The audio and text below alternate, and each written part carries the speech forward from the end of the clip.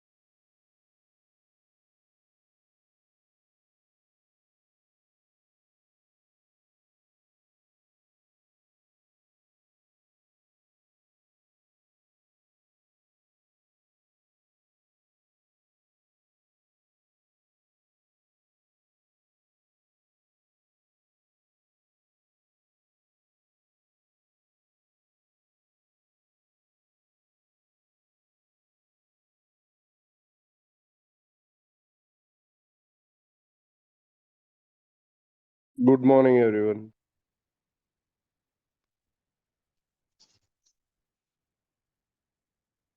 Good morning. Sambe, sir please time change ના કરશો sir time 1 લાખો પ્લીઝ. એટલે મને ખબર નહીં પડતી તમારામાંથી મારે શું કરવું. હું તો રેગ્યુલર હવારના ટાઈમ પ્રમાણે ઉઠી ગયો 7:10. તમારામાંથી જ પબ્લિકના મેસેજ છે કે સાહેબ આજે વરસાદ છે, લાઇબ્રેરી વાંચવા જવાનું છે, શક્ય હોય તો 10 મિનિટ લેટ ચાલુ કરજો. તમારામાંથી જ છે.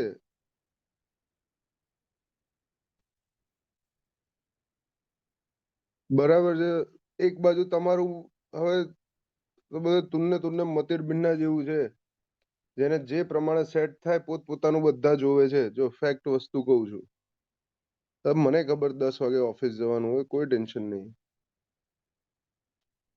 બીજા સબ્જેક્ટમાં તો કોઈને વાંધો નહીં આવતો. તો કહું તો છું, કૃણાલ પરમાર બીજા સબ્જેક્ટની અંદર હતા, વરસાદ ચાલુ હતો બીજા સબ્જેક્ટમાં, અને તે બીજા સબ્જેક્ટ અટેન્ડ કર્યા છે, તો તું સ્ટુડન્ટ છે. સ્ટુડન્ટ છે તો ભાઈ આગળ રોલ નંબર ને બેચ કેમ નહીં લખી નામની આગળ? ઓકે 7:30 ઓકે છે, ચલો ડન, ફિક્સ. ફિક્સ. આજે સવારે 2 મેસેજ હતા કે સર 7:45 એ નહીં લેતા, 10 મિનિટ લેટ ચાલુ કરજો, લાઇબ્રેરી જવાનું છે ને વરસાદ ચાલુ છે એટલે. મને તો કઈ વાંધો નહીં.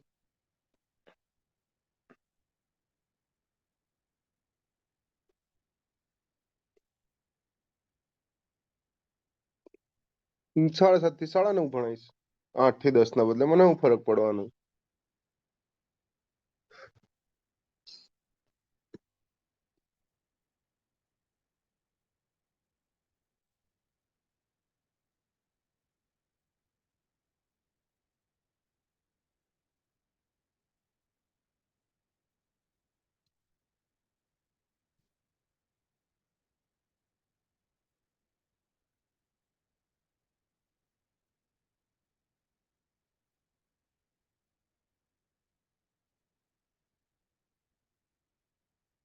અને સાંજે બંધારણ ચાલુ થઈ ગયું છે, બરાબર. આવતીકાલથી ગઈકાલે ચાલુ થયું હતું, થોડોક ઇશ્યુ આવ્યો હતો, સર પાસે આજે બીજું ટેપ પહોંચાડી દીધું છે, તો આવતીકાલથી રેગ્યુલર, આજથી રેગ્યુલર ચાલુ થઈ જશે સાંજે. ઠીક છે, ઓકે. 7:30 final time. 7:30 બધા 7:30 કહે છે ને? 7:30 7:30 ફાઇનલ.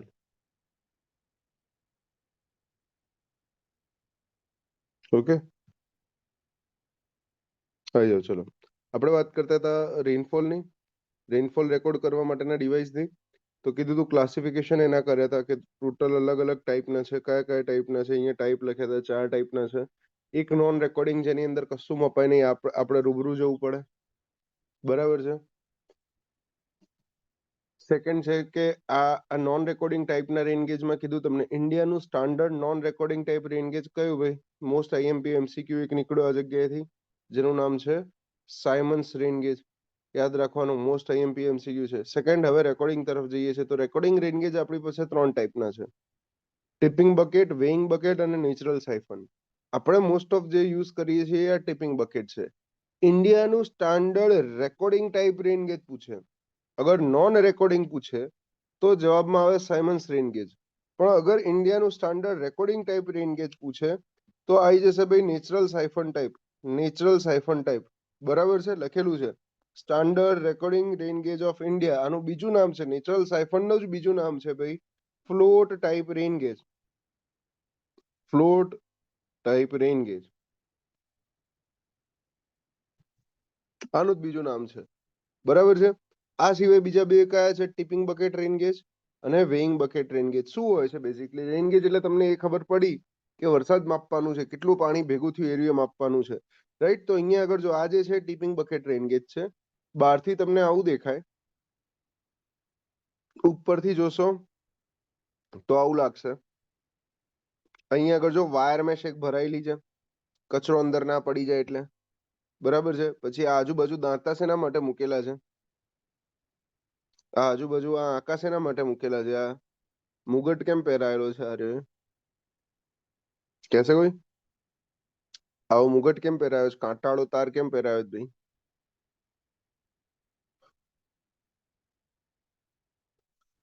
ચકલા બાદ ના બને એટલે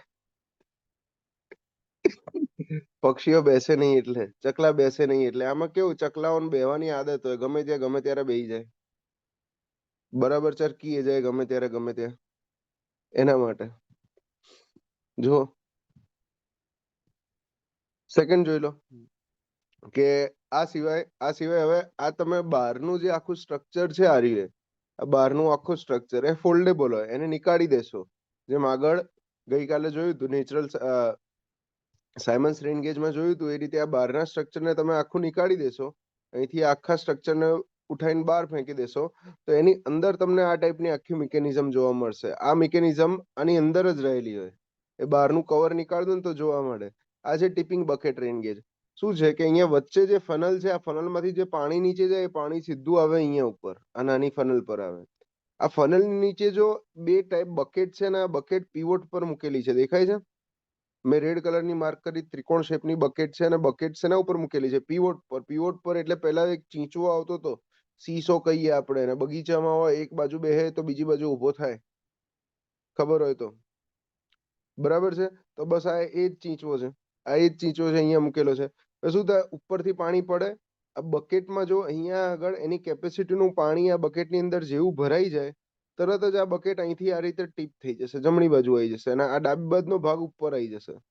પછી શું થશે, આ ડાબી બાજુના ભાગમાં પાણી ભરાશે. જ્યારે એ ભરાશે એની કેપેસિટી આવી જશે એટલે એ ભાગ નીચો આવી જશે, રાઈટ? તો હવે આ બકેટની કેપેસિટી અગર તમને ખબર હોય, ફોર એક્ઝામ્પલ હું હાલ કહી દઉં છું કે આ બકેટની કેપેસિટી 0.5 mm છે. 0.5 mm છે. તમને બકેટની કેપેસિટી અગર ખબર છે, રાઈટ, તો આ બકેટની કેપેસિટીનો જ ઉપયોગ કરીને નંબર ઓફ ટીપ અગર ખબર પડી જાય કે કેટલી વખત, માની લો કે અહીંયા આગળ કે છે ટોટલ 10 ટાઈમ્સ બકેટ ટીપ થઈ છે. 1 2 3 4 5 6 7, આવું 10 વખત થયું ટોટલ. તો તમે કહી શકશો રેનફોલ કેટલો થયો 10 ગુણ્યા 0.5 કરીને 5 mm નો? ક્લિયર છે આ રહી એ વસ્તુ? સમજાય છે કઈ રીતે થાય આખી વસ્તુ?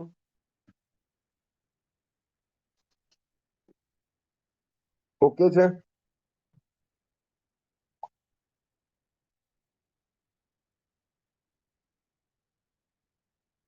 સર આને કોણ મેનેજ કરે? આપણે જ મેનેજ કરી લે,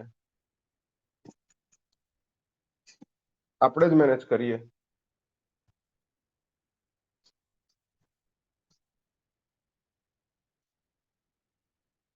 બરાબર, આમાં કોઈને કઈ ડાઉટ નથી ને?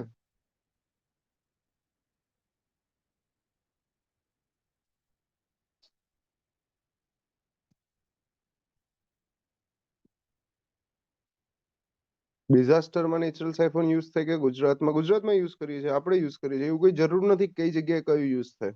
હું કહી દઉં તમને, ત્રણેય જે રેનગેજ છે એની વાર્તા કહી દઉં. હા, એ પણ સમજાઈ દઉં, એ પણ સમજાઈ દઉં તમને, એ પણ સમજાઈ દઉં.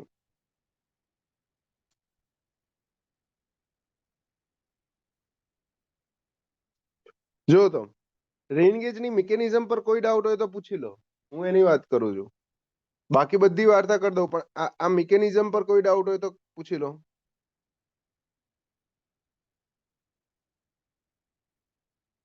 બકેટ ટીપ થાય કેમ ખબર પડે? જો બકેટ ટીપ થાય ને, બકેટની બાજુમાં અહીંયા આ જે કાળા કલરનું છે ને, આ કાળા કલર જેવું કાઉન્ટર હોય અહીંયા આગળ. કાઉન્ટર એટલે કે જે ગણતરી કરે. તમે જોયું હોય તો મંદિર મંદિર ક્યારેક ગયા હોય તો ત્યાં આગળ જે પેલા સંત મહાત્મા બેઠા હોય, હાથમાં પેલું કાઉન્ટર લઈને બેઠા હોય. અથવા તો કોઈ જગ્યાએ મોલમાં જાઓ, અથવા તો કોઈ જગ્યાએ એવી જગ્યાએ જાઓ જ્યાં આગળ સિક્યોરિટી ચેકિંગ થાય છે. તમે અંદર જશો ને, પેલો સિક્યોરિટી વાળો હાથમાં બટન દબાવશે એટલે એક આંકડો ગણાઈ જશે. એ જ રીતે પેલા સાહેબ માળા કરતા હોય, પેલા સંત મહાત્મા માળા કરતા હોય, એ પણ કાઉન્ટર લઈને બેઠા હોય નંબર ઓફ મંત્ર ગણવા માટે. બરાબર છે? તો એ જ કાઉન્ટર, એ જ કાઉન્ટરની મિકેનિઝમ છે. એક વખત આ બકેટ અહીંથી આમ ટીપ થઈ ગઈ, ટીપ એટલે કે પડી ગઈ, બરાબર, પાણી નીકળી જશે, પાણી સ્ટોર જ નહીં થાય. એક વખત બકેટ અહીંથી આમ ટીપ થઈ ગઈ, ફોર એક્ઝામ્પલ બકેટ અહીંથી આમ ટીપ થઈ ગઈ એક વખત, એટલે અહીંયા આગળ તરત ગણાઈ જશે 1. પછી બકેટ વળી પાછી અહીંથી આમ ટીપ થઈ, એટલે પછી આ 1 ના બદલે 2 આવશે. આ જગ્યાએ કાઉન્ટિંગ મિકેનિઝમ છે. આ વિરાટ કોહલીના હાથમાં હતું એ. 1 મિનિટ, 1 મિનિટ, આ કોણે હળી કરી અત્યારે? ચાલુ રાખજો. 8:30 ની મીટિંગ નું નોટિફિકેશન મને કેમ આવે ભાઈ?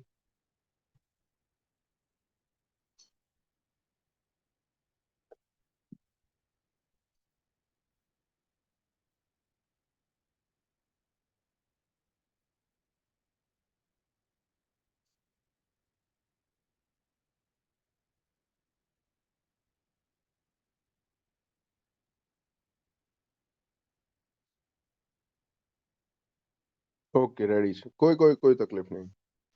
આવી જાઓ પછી. સ્ક્રીન પાછી ચાલુ કરો તો ક્લિયર છે? મિકેનિઝમ ની અંદર કોઈ ડાઉટ ના હોવો જોઈએ. હવે સવાલો ઘણા બધા છે. સવાલો એ છે કે શું રોજ સવારે, હા રેકોર્ડ ચાલુ જ છે, રેકોર્ડ તો સ્ટાર્ટિંગ થી ચાલુ છે, રેકોર્ડ આપણે બંધ નહીં કરતા. તો આની અંદર વસ્તુ એ કે મિકેનિઝમમાં આ જે મિકેનિઝમ છે, આ મિકેનિઝમ ની અંદર કઈ કઈ વસ્તુ થશે? એક તો જેટલો પણ ડેટા હશે એ ડેટા રેકોર્ડ થશે. રેકોર્ડ થશે એટલે કે સ્ટોર થશે. અહીંયા આગળ જે ડેટા સ્ટોર થયો છે, આ ડેટાને એક્સટ્રેક્ટ કરવા માટે, બહાર નીકળવા માટે, રીડ કરવા માટે તમારે દિવસમાં એકવાર તો જવું જ પડશે, ભલે રેકોર્ડિંગ ટાઈપ રેનગેજ છે. સમજો, બે ટાઈપના રેનગેજ હતા. વન વોઝ નોન રેકોર્ડિંગ, કે જેની અંદર માપવા પણ તમારે જવું પડતું હતું. નીચે જ જોયું, આ ડબલામાંથી કાઢીને આમાં કાઢવાનું, માપવાનું, માપીને આ મેનિસ્કસ કરેક્શન વરેક્શન જોવાના, માપવું પણ તમારે પડતું હતું. આની અંદર રેકોર્ડિંગ ટાઈપ છે, માપવાની તમારે કોઈ જરૂર નથી. ખાલી શું કરવાનું છે? રીડ કરવા જવાનું છે. રીડ કરવા જવાનું છે. રોજ સવારે 8:30 આ જગ્યાએ જોવાનું કે ગઈકાલના કેટલા કાઉન્ટર પડ્યા છે અહીંયા આગળ, પછી પાછું રીસેટ કરી દેવાનું. આ વસ્તુ છે, બરાબર છે. હવે ટીપિંગ બકેટની અંદર બકેટની કેપેસિટી વેરી કરતી હોય. જે જગ્યાએ રેનફોલ વધારે હોય, રેનફોલ જે જગ્યાએ વધારે હોય એ જગ્યાએ બકેટની કેપેસિટી પણ વધારે હોય. ફોર એક્ઝામ્પલ, મોનસિનરમ, ચેરાપુંજી, મેઘાલય, આસામ, કેરલા, આ બધા સ્ટેટમાં, આ બધા રીજનની અંદર નેશનલ હાઇડ્રોલોજી પ્રોજેક્ટની અંતર્ગત જેટલા પણ ટીપિંગ બકેટ સ્ટેશન નખાયા છે એ બધાની બકેટની કેપેસિટી 1 mm છે. ગુજરાતની વાત કરીએ પર્ટિક્યુલરલી, તો ગુજરાતની અંદર નેશનલ હાઇડ્રોલોજી પ્રોજેક્ટમાં જેટલા પણ ટીપિંગ બકેટ રેનગેજ સ્ટેશન નખાય છે એની બકેટની કેપેસિટી 0.25 mm છે. તો એવું ફિક્સ નથી કે બકેટની કેપેસિટી 0.25 જ હોય. બકેટની કેપેસિટી વેરી કરતી હોય છે, જે 0.25 ની રેન્જમાં હોય. બરાબર, ગુજરાતમાં આપણે 0.25 mm નાખ્યા છે. હવે આ સિવાય તમે કર્ણાટક ને એ બધા રાજ્યો લઈ લો, ગોવા લઈ લો, કર્ણાટક લઈ લો, મહારાષ્ટ્ર લઈ લો, એ બધા લોકોએ 0.5 mm ની કેપેસિટી ના નાખ્યા છે. બરાબર છે. તો અલગ અલગ વેરી કરતા હોય છે આ રહી એ વસ્તુ. ક્લિયર છે? આ સિવાય બીજો કોઈને કઈ ડાઉટ? પાણી કોઈ સ્ટોર નહીં થાય. પાણી સ્ટોર નહીં થાય આ જગ્યાએ, ખાલી કાઉન્ટ થશે, નંબર ઓફ કાઉન્ટ થશે કે કેટલી વખત બકેટ ટીપ ઓફ થઈ.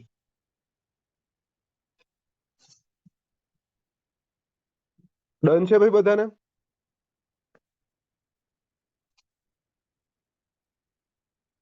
ઓકે, એક વખત જોઈ લો અહીંયા આગળ.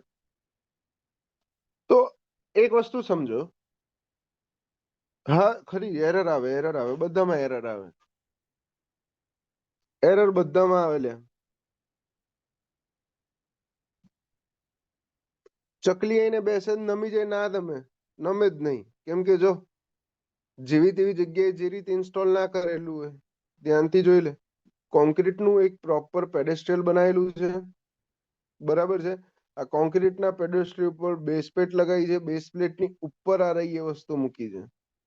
ઠીક છે, એટલે અગર હું બેસી જાઉં ને ઇન કેસ, તો ના નમે. કેટલા વાગે રીડિંગ લેવાનું? 8:30. જ્યાં વરસાદ ઓછો છે ત્યાં કેપેસિટી વધારે રાખો તો શું ફરક પડે? હું સિમ્પલી એવું કહું છું કે અગર તમે બકેટની કેપેસિટી રાખી 1 mm ની, 1 mm ની બકેટની કેપેસિટી રાખીને તમારો રેનફોલ ઓછો છે જે એરિયામાં, ફોર એક્ઝામ્પલ કોઈ જગ્યાએ રેનફોલ થયો આખા દિવસમાં 0.5 mm રેનફોલ થયો, તો તમારી બકેટ અડધી જ ભરાઈ, અને અડધી ભરાઈ એટલે ટીપ પણ ના થાય. જ્યારે 1 mm ભરાશે ત્યારે જ બકેટ ટીપ થશે, તમને કોઈ રીડિંગ જ નહીં મળે, 0 રીડિંગ મળશે. ભલે ને દિવસે વરસાદ પડ્યો હશે 0.5 mm જેટલો, પણ રીડિંગ જ 0 મળશે. મહેન્દ્ર, ક્લિયર છે ભાઈ? અને વરસાદ વધારે હોય ત્યાં તમે નાની બકેટ રાખી દો તો વારંવાર ટીપ થતું જ રહેશે, તમારે જ મહેનત વધારે પડશે એમાં.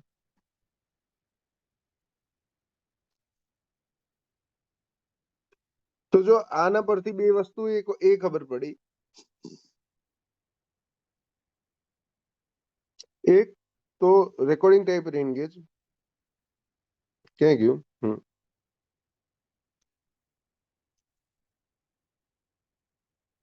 નોન રેકોર્ડિંગ ની અંદર સાયમન્સ રેન ગેજ ઇન્ડિયાનું સ્ટાન્ડર્ડ હતું. રેકોર્ડિંગ ટાઈપ રેન ગેજ ની અંદર પહેલું જોયું ટિપિંગ બકેટ.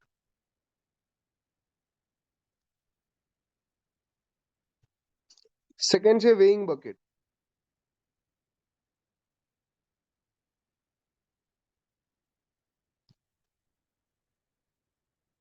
જે રીતે ટિપિંગ બકેટમાં ટીપ થાય છે ને એ જ રીતે આની અંદર વજન કાંટો મૂકી દીધેલું છે. વજન કાંટો મૂકી દીધેલો છે, સ્પ્રિંગ મૂકેલી છે. મતલબ આ રીતે એક પાત્ર બનાવી દીધું. આ પાત્રમાં વરસાદ પડશે ઉપરથી અને આની નીચે સ્પ્રિંગ મૂકેલી છે. આની નીચે આ રીતે સ્પ્રિંગ મૂકેલી હોય. આ સ્પ્રિંગ થી ઉપર અહીંયા આગળ એક ડ્રમ રોલમાં ચાર્ટ ફરતો હોય, અહીંયા આગળ પેન થી, એટલે અહીંયા માર્ક થાય કેટલો વરસાદ. જેટલું તમારું પાણી આની અંદર જશે, રેનફોલ જેટલો પડશે એટલી આ રહી સ્પ્રિંગ દબાતી જશે. જેટલી સ્પ્રિંગ દબાતી જશે એટલી આ રહી પેન જે છે આ પેનનો એરો ઉપર આવતો રહેશે અને આ જે ડ્રમ રોલ ની અંદર જે રીડિંગ ફરે છે આ રીડિંગ ની અંદર વેલ્યુ મારી વધતી રહેશે. આ છે વેઇંગ બકેટ નો સિદ્ધાંત. આ છે વેઇંગ બકેટ. સમજ પડે છે ભાઈ વેઇંગ બકેટમાં? જોઈ લો અહીંયા આગળ લખ્યું છે વેઇંગ બકેટ કે બકેટ માઉન્ટેડ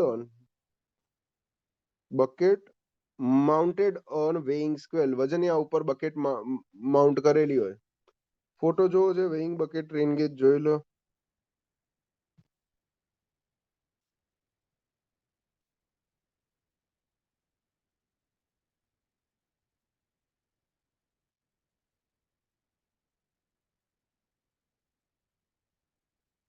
આ રીતનું હવે તમને છે ને એક્ઝેક્ટ ફોટો બતાવું. રિયલ વાળો ફોટો હોય ને તો જોવાનો અર્થ છે. બાકી આ તો બધી જગ્યાએ હોય જ છે. નેચરલ સાયફોન છે, ટિપિંગ બકેટ આવી ગયું.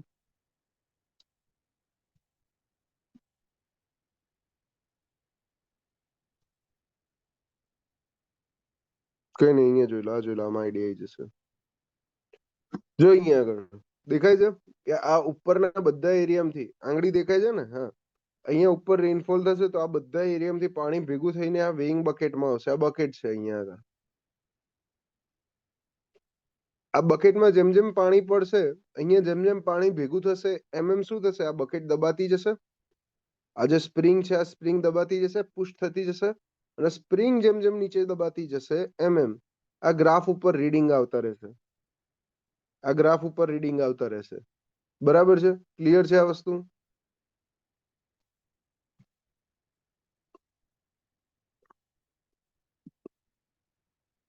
કોઈ ડાઉટ?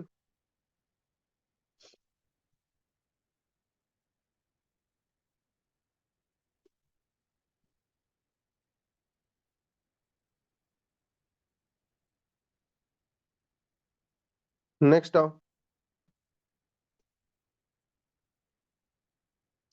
નેક્સ્ટ છે આપણી પાસે નેચરલ સાયફન ટાઈપ.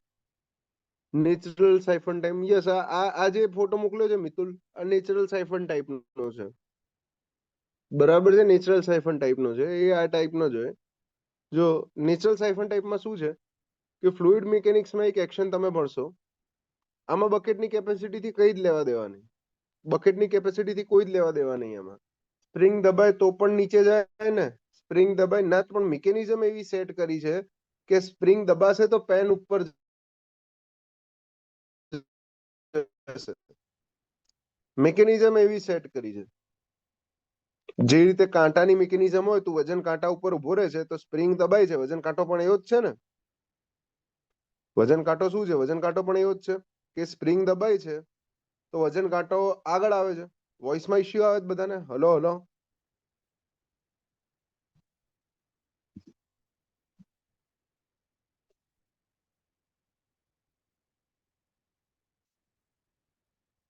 ક્લિયર છે ને વોઇસ? હા, તો કોઈ કે છે વોઇસ વોઇસ વોઇસ વોઇસ? ના ભાઈ,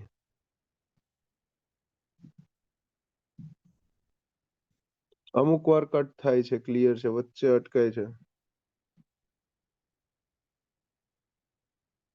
અલગ અલગ સ્ટેટમાં બકેટ કેપેસિટી અલગ અલગ કેમ રાખવામાં આવે છે? જે જગ્યાએ વધારે રેનફોલ હોય બેન, ત્યાં બકેટની કેપેસિટી વધારે રાખવામાં આવે, જે જગ્યાએ ઓછો રેનફોલ હોય ત્યાં બકેટની કેપેસિટી ઓછી રાખવામાં આવે. હું સિમ્પલી તમને એવું કહું છું, ચલો સમજી લો આ બકેટની કેપેસિટીમાં હું સિમ્પલી તમને એવું કહું છું કે રોજ તમે 10 લીટર પાણી પીઓ. હવે 10 લીટર રોજ તમારે પાણી પીવું છે, આના માટે હું તમને 1 ml ની ચમચી આપું ને એનાથી 10 લીટર પૂરા કરો. અને બીજો ઓપ્શન એ આપું કે 1 લીટરની ડોલ આપું, એનાથી તમે 10 લીટર પૂરા કરો. કયું તમારા માટે ઈઝી પડશે? 1 લીટરની ડોલ ઈઝી પડશે ને? તો જેટલો તમારો 10 લીટરનો જથ્થો વધારે, જેટલો તમારો પાણીનો જથ્થો મેજરમેન્ટ કરવાનો વધારે, એટલું હું મોટું મેજરમેન્ટનું ઇક્વિપમેન્ટ લઈશ, મોટી સાઇઝનું મેજરમેન્ટનું ઇક્વિપમેન્ટ લઈશ. તો કહું છું મેઘાલયની અંદર 1 mm ની બકેટ યુઝ કરીએ છીએ. બકેટ નહીં, બકેટની વાત નથી કરતો હું, ટિપિંગ બકેટની વાત કરું છું. હા, વેઇંગ બકેટમાં વોટર આપોઆપ રિમૂવ થઈ જશે. વેઇંગ બકેટમાં કેવું હોય છે? વેઇંગ બકેટમાં એક મિકેનિઝમ જ હોય છે કે એક લિમિટ કરતા સ્પ્રિંગ વધારે દબાય ને, એક લિમિટ કરતા સ્પ્રિંગ વધારે દબાશે એટલે અહીંથી પાણી બધું આપોઆપ બહાર નીકળી જશે અને આ બકેટ આખું વળી પાછું સ્પ્રિંગ આખી ઓપન થઈ જશે. બકેટ પાછું પોતાનું ઓરિજિનલ પોઝિશનમાં આવી જશે. ઠીક છે?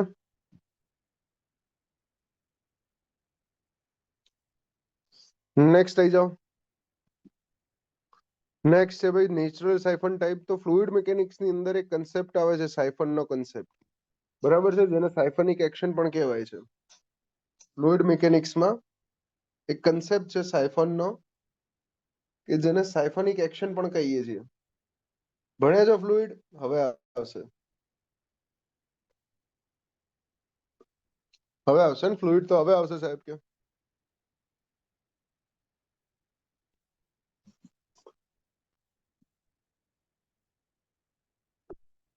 ઓકે. એફએમ માં કઈ જ ખબર નહીં પડતી, કોઈ ટેન્શન નહીં, કોઈ ટેન્શન નહીં. ફ્લુઇડ તો પૂરું થઈ ગયું, બરાબર. એમાં એક સાયફનિક એક્શન વાળી વસ્તુ આવતી હતી. સાયફનિક એક્શન કોને કહેવાય? સાયફન ખબર છે? 3 નેચરલ સાયફન ટાઈપ.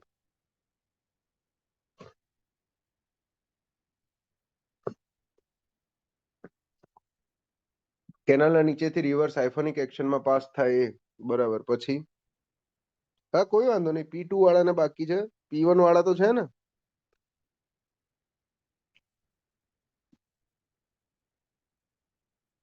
પાણીની ડોલમાં ડબલું ઊંધું નાખીએ તો એક્શન જે આવે, યસ, એક્ઝેક્ટલી, એક્ઝેક્ટલી. અને આનું બીજું નામ છે ફ્લોટ ટાઈપ. જો નામમાં જ લખેલું છે. કઈ ટાઈપની મિકેનિઝમ હોય આ? એક જેટલું પણ આપણે રેનફોલ મેજર કરીએ છીએ, એ મેજર કરેલું રેનફોલ ફનલ થી લઈને પાઇપ થી મને આ પાત્રમાં મળે, બરાબર છે. આ પાત્રની અંદર જેમ જેમ પાણી ભરાતું જાય, ત્યાં વચ્ચે જો આ એક રોડ દેખાય છે, આ રોડની આજુબાજુ એક ફ્લોટિંગ ડિવાઇસ લગાવેલું હોય. આ રોડની સરાઉન્ડિંગમાં એક ફ્લોટિંગ ડિવાઇસ લગાવેલું હોય. આ ફ્લોટિંગ ડિવાઇસ છે, બરાબર. જેમ જેમ આની અંદર પાણી ભરાતું જાય એમ એમ શું થશે? આ ફ્લોટિંગ ડિવાઇસ ઉપર આવતું જશે. ફ્લોટિંગ ડિવાઇસની ટેન્ડન્સી હશે ઉપર આવવાની. માની લો કે હજી વધારે પાણી ભરાયું, હજી વધારે ભરાયું, તો આ આખું ભરાઈ ગયું પાણી, આટલે સુધી પાણી ભરાઈ ગયું, તો ફ્લોટિંગ ડિવાઇસ કેટલે આવી જશે ભાઈ? ફ્લોટિંગ ડિવાઇસ આટલે આવશે. તરતું ડિવાઇસ છે, બૂચ મારેલું છે એવું જ કંઈક ગણી લો. તરતું ડિવાઇસ. અને આ ફ્લોટિંગ ડિવાઇસ જોડે જ અટેચ થયેલી પેન હોય છે, પેન હોય છે.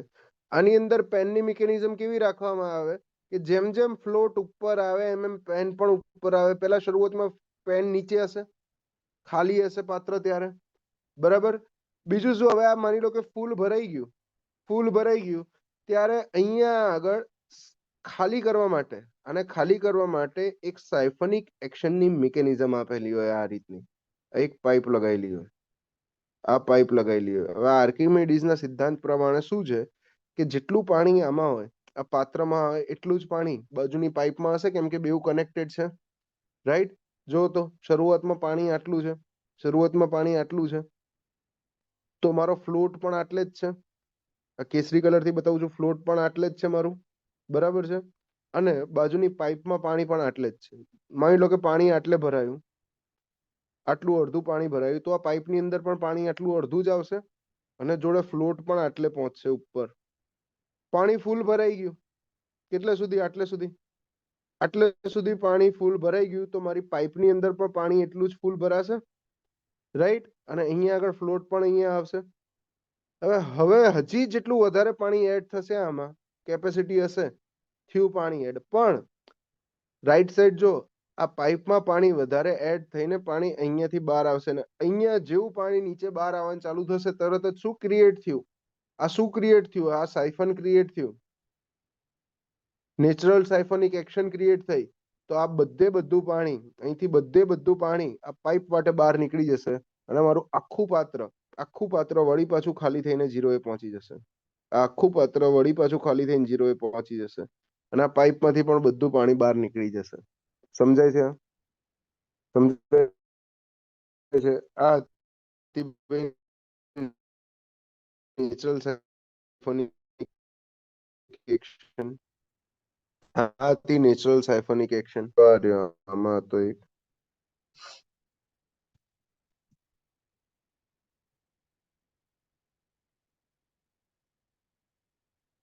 આ પેલા ભાઈએ મૂક્યું તો એક આર્યો ફોટો છે. આ ટિપિંગ બકેટ નો કે છે. નેચરલ સાયફન જોવો છે ને?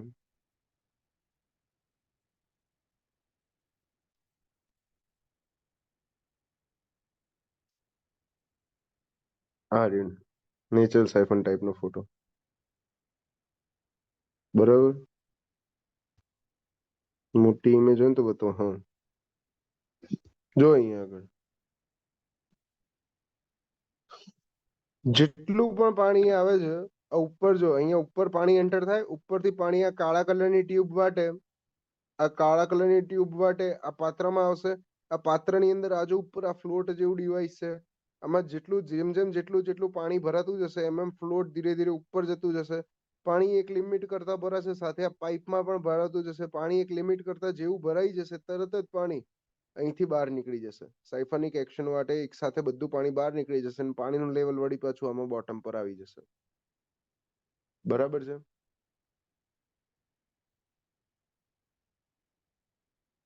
આની કોઈ કેપેસિટીનો કોઈ જરૂર જ નથી. કેપેસિટી શું જરૂર છે? કેપેસિટી આની કોઈ નહીં.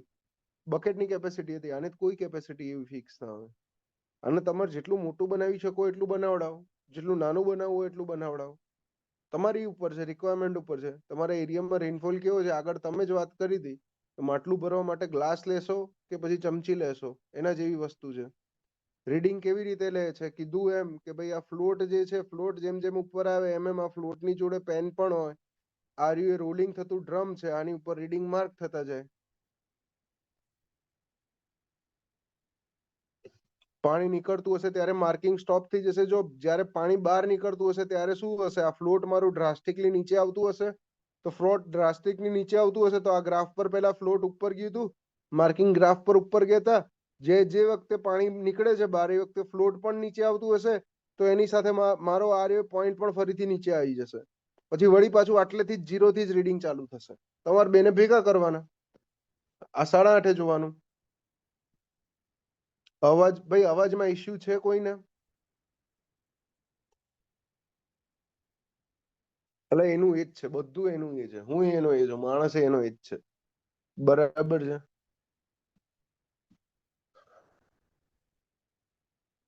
મેં કઈ નહીં બદલ્યું બ્રિજરાજ સિંહ યાર. સેમ ટુ સેમ છે મારા ભાઈ બધું. રેડી? ગ્રાફનું સર્ક્યુલર રોટેશન થતું રહેશે. Yes, exactly. ગ્રાફનું સર્ક્યુલર રોટેશન થતું રહેશે.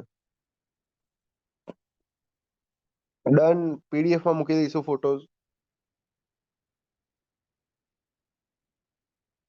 યસ, એક માણસ રીડિંગ લેવા માટે એક જ જગ્યાએ એક જ ટાઈમ પર જઈ શકે. એના માટે જ ભાઈ આ જે રેકોર્ડિંગ ટાઈપ રેન્ગેજ છે એને પણ મેનેજ કરવા માટે એક માણસ તો જોઈએ જ તમારે. તો પાણી નીકળતી વખતે એક બાજથી પાણી નીકળશે, બીજી બાજથી વરસાદ એડ થશે. જ્યાં સુધી ખાલી નહીં થાય ત્યાં સુધી પાણી નીકળશે. એટલે આવો સવાલો પૂછો છો લ્યા એન્જિનિયર થઈને. પાણી નીકાળતી વખતે વરસાદ ચાલુ હોય તો ડોલ ખાલી કરતી વખતે ચકલી ચાલુ રાખે તો શું થાય? જેનો રેટ વધારે હોય એ વસ્તુ પહેલા થાય.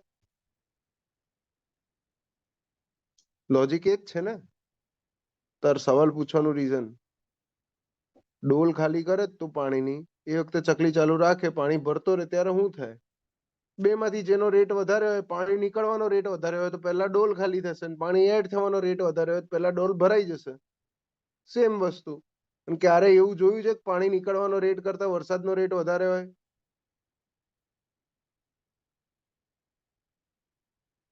કેનું માર્કિંગ નહીં મળે માર ભાઈ મિતુલ દેસાઈ?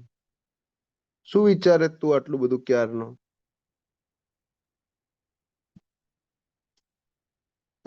છેલ્લે તમે વર્ક આસિસ્ટન્ટ ના જ થવાનો છો, એ તો ફિક્સ જ છે.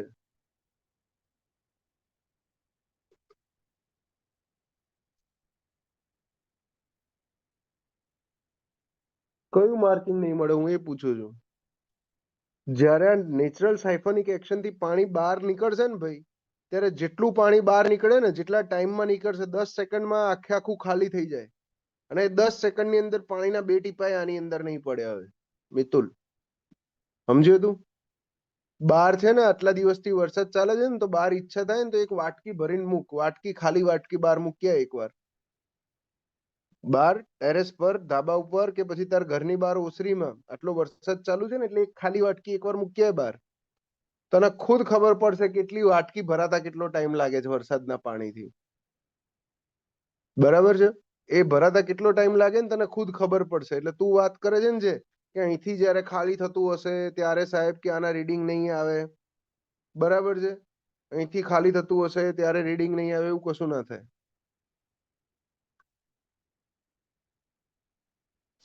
આ બધા પર ફોકસ કરશે, પણ જે યાદ રાખવાનું છે ને એ યાદ નહીં રાખે.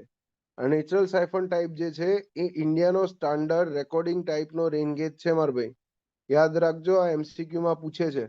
અને એમસીક્યુ માં ખાસ એ જોજો કે તમને પૂછ્યું છે શું, શબ્દ કયો વાપરે છે. અગર ઇન્ડિયાનો સ્ટાન્ડર્ડ નોન રેકોર્ડિંગ પૂછ્યું છે તો આવશે મારા ભાઈ સાયમન્સ રેન ગેજ, અને રેકોર્ડિંગ પૂછ્યું છે તો આવશે નેચરલ સાયફન ટાઈપ. ક્લિયર છે? ઓકે, તો આ ત્રણ જોયા રેકોર્ડિંગ ટાઈપમાં: ટીપિંગ બકેટ, વેઇંગ બકેટ ને નેચરલ સાયફોન. આ ત્રણે ત્રણમાં તકલીફ એ જ હતી, સેમ જ હતી. શું? કે આ રેકોર્ડ કરી શકશે, ડેટા રેકોર્ડ કરી શકશે, પણ ડેટા કલેક્ટ કરવા તો તમારે જવું જ પડશે. હા, એરિયા વાઇઝ અલગ અલગ હોય મેડમ. ગાંધીનગરમાં રેનગેજ સ્ટેશન મૂક્યું છે તો એરિયો તમને એવું ના કહીએ કે ભાવનગરમાં આટલો વરસાદ પડ્યો. બરાબર છે? હું મેપ બતાવીશ તમારે જોવો હશે તો ક્યારેક. ઇન્ડિયા ગુજરાતના રેકોર્ડિંગ રેનગેજ સ્ટેશન કેટલા રેકોર્ડિંગ છે, કેટલા નોન રેકોર્ડિંગ છે, રેકોર્ડિંગ એ કઈ ટાઈપના છે, કઈ એજન્સી કેટલા મેનેજ કરે છે, આપણી પાસે આખો મેપ છે ગુજરાતની અંદર બધા જ રેનગેજ સ્ટેશનનો. તાલુકા લેવલે હોય છે મોટે ભાગે રેનગેજ સ્ટેશન્સ. જો સાયમન્સ રેનગેજમાં શું હતું, તમારે મેજરમેન્ટ કરવા પણ જવાનું, રેકોર્ડ કરવા પણ જવાનું. જ્યારે અહીંયા આગળ મેજરમેન્ટનું કામ જાતે રેનગેજ કરી દે છે, પણ તમારે લખવા જવું પડશે, રોજ માપવા લખવા જવું પડશે. બરાબર છે? રાઈટ? અમને ડ્યુટી આપે છે દર કલાકે રેકોર્ડિંગના રીડિંગ નાખવાનો હોય છે. આ કુણાલ એ જ વસ્તુ અમે જ બેઠા બેઠા તમને ફોન કરાવડાવીએ છીએ અહીંયા ગાંધીનગર સેન્ટ્રલ ફ્લડ સેલમાંથી. બરાબર છે? અમે જ ફોન કરાવડાવીએ, તમારા ડેટા નહીં આયા નાખો, એટલે તમે નાખશો, જાતે તો નહીં કરો. હા, 24 કલાક ચાલુ હોય, 24 કલાક ચાલુ હોય સેન્ટ્રલ ફ્લડ સેલ ગાંધીનગરનું. અને એસસીઓસી માં પણ પોસ્ટિંગ આવે, સ્ટેટ ઇમરજન્સી ઓપરેશન સેન્ટરમાં. ગઈકાલે જ જોજો, ગઈકાલે જ મંત્રીશ્રીએ વિઝિટ કરી હતી ફ્લડ સેલમાં. ટીવીમાં જ આવ્યું હતું, ગઈકાલ સાંજના ટીવીમાં જ હતો ન્યૂઝ. કુંવરજી બાવળિયા આવ્યા હતા ફ્લડ સેલમાં વિઝિટ કરવા માટે. સર, ડિઝાસ્ટરમાં મૂકે છે રેનગેજ એ ઇરિગેશનમાં અલગ હોય છે. જો ડિઝાસ્ટર વાળાના રેનગેજ ડિફરન્ટ હોય ઇરિગેશનના, આપણે આપણા રેનગેજ મેનેજ કરીએ છીએ ઇરિગેશન ડિપાર્ટમેન્ટના. હવે રેનગેજ એકલા ડિઝાસ્ટરના નથી મૂકતા. તમને અગર એવું લાગતું હોય તો રેનગેજ ડિઝાસ્ટર વાળાએ મૂકે છે, રેનગેજ આરએનબી વાળાએ મૂકશે, રેનગેજ રેલવે વાળાએ મૂકશે, rain gauge airport authority of India પણ મૂકશે, rain gauge revenue department of Gujarat પણ મૂકશે, rain gauge agricultural department of Gujarat પણ મૂકશે, રેનગેજ તમારા સેન્ટ્રલ વોટર કમિશન પણ મૂકશે, rain gauge Narmada water resource water supply culture department મૂકશે. 10 થી 12 એજન્સીના રેનગેજ ગુજરાતની અંદર એક્ટિવ હોય છે. તો પોલીસ વાળાને રેનગેજ થી શું કામ લે?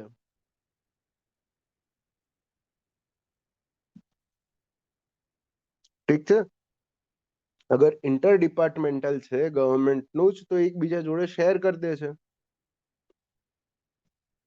બધી એજન્સી પોતપોતાની જરૂરિયાત પ્રમાણે પોતાના રેનગેજ મેનેજ કરે, રાઈટ?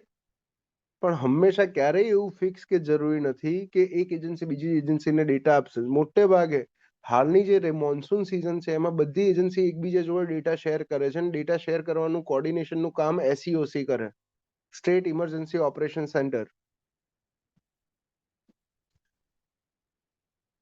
હા, બધે નોન રેકોર્ડિંગ તો ઓલમોસ્ટ બધી જગ્યાએ છે. બરાબર છે, મ્યુનિસિપાલિટી એ મૂકે છે. Yes, exactly. મ્યુનિસિપાલિટી એ પોતાના રીજન પ્રમાણે મૂકે છે રેનગેજ સ્ટેશન.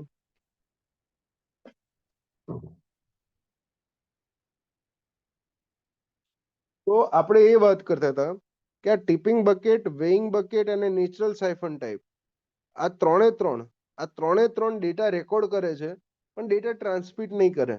તો હવે આમાં તકલીફ તો એ જ છે કે રૂબરૂ જે જગ્યાએ રેનગેજ સ્ટેશન મૂક્યું હોય ત્યાં જવું પડે. એવું ના થાય એના માટે ભાઈ આપણે નવા ટાઈપનું રેનગેજ લાયા, which is being called as telemetry રેનગેજ.